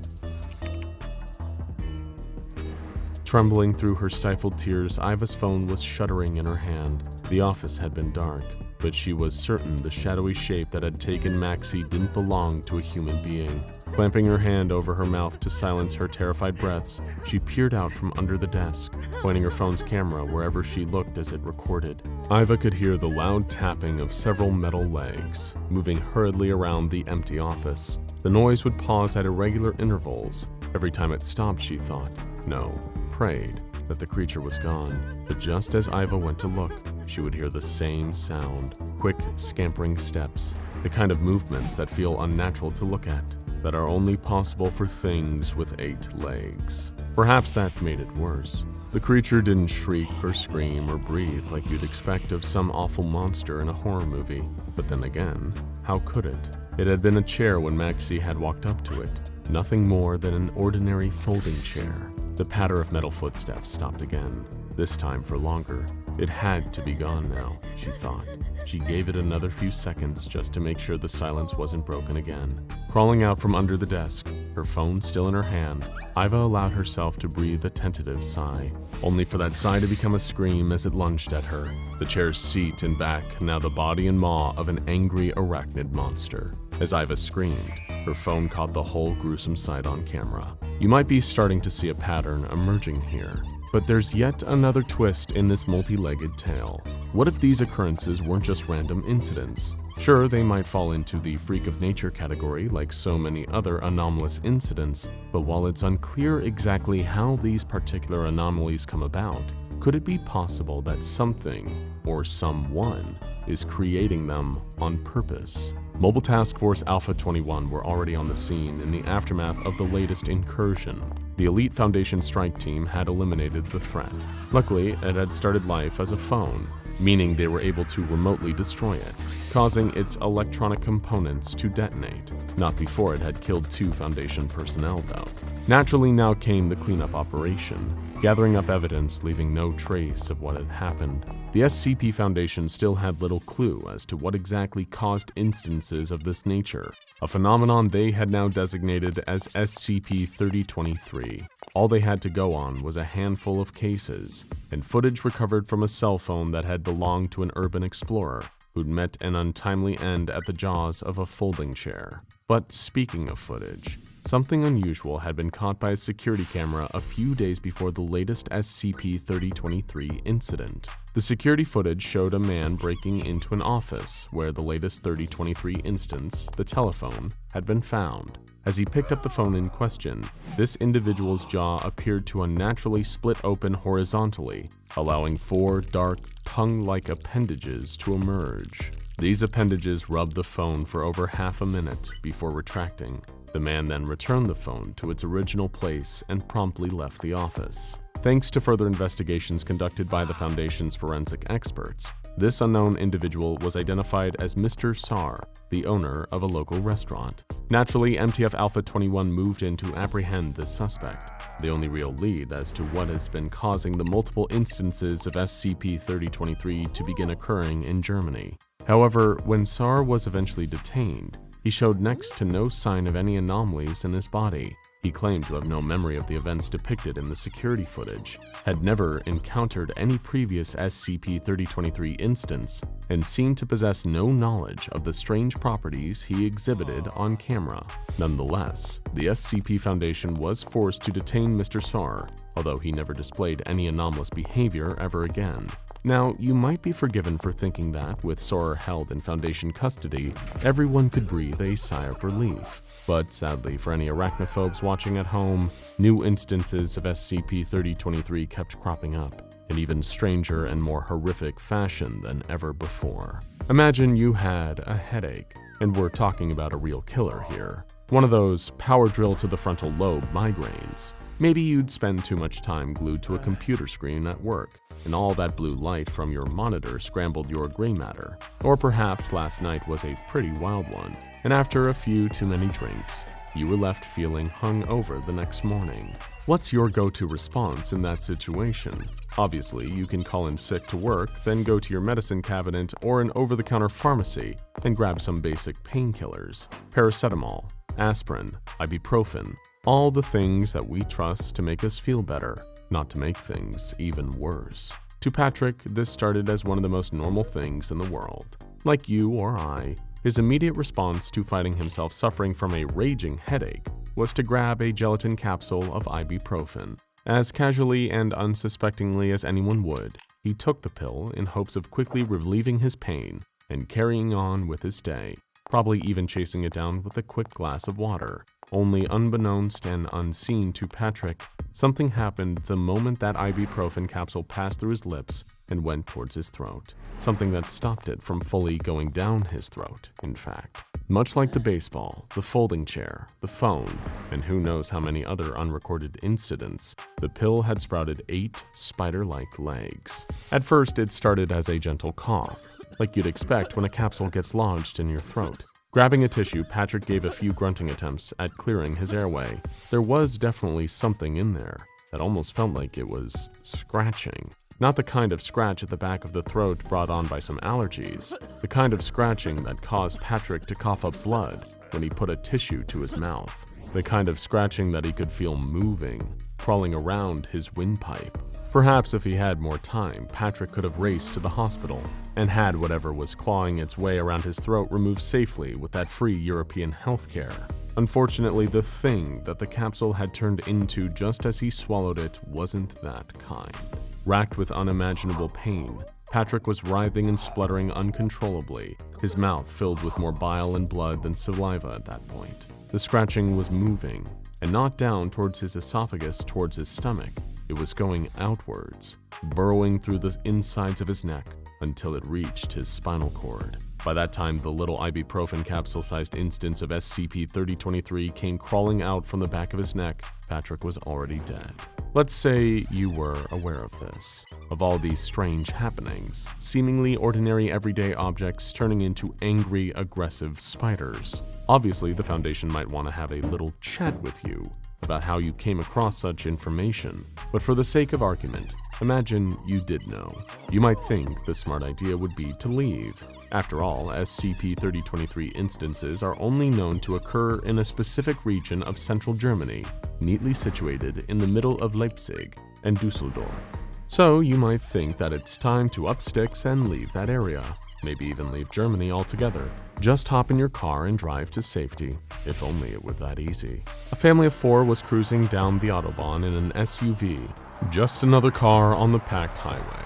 Exhausted after hours on the road, Matteo and Nina sat quietly up front, making sure they didn't wake their son and daughter, both asleep in the rear passenger seats. The car was picking up speed, about to pass 70 miles per hour as it gradually carried them home, although it wasn't going to get them all the way back. The screech of twisting metal woke both sleeping kids up screaming, their parents equally shocked at the sudden noise. The car lurched and buckled, like something had collided with it. But this was no ordinary traffic accident. Without any rhyme or reason, the front of their SUV warped itself into the distinctive shape of a cephalothorax, while the rear turned into what looked like an abdomen. As the car shifted and reshaped around them, the grinding of metal as auto parts became huge metal legs. Matteo, Nina, and their children were still trapped inside, never to make it out. But the creepy crawly carnage wasn't just contained inside the car. The newly born arachnid abomination hurtled its way down the Autobahn, managing to maintain its speed. Other drivers swerved and slammed on their brakes to avoid hitting the creature they couldn't even believe was scuttling hurriedly along the highway. Unfortunately, this led them to careening into other cars, smashing headfirst into a pileup that claimed the lives of 41 people. Not that the SCP Foundation would ever admit it. With one of their facilities only 250 meters away, they were quick to dispatch an airstrike to deal with the spidery SUV once it became clear that Mobile Task Force Alpha 21 couldn't contain it. Across the board, anything capable of sprouting 4 pairs of spindly legs and crawling towards you with the intent to kill tends to rack up quite the body count.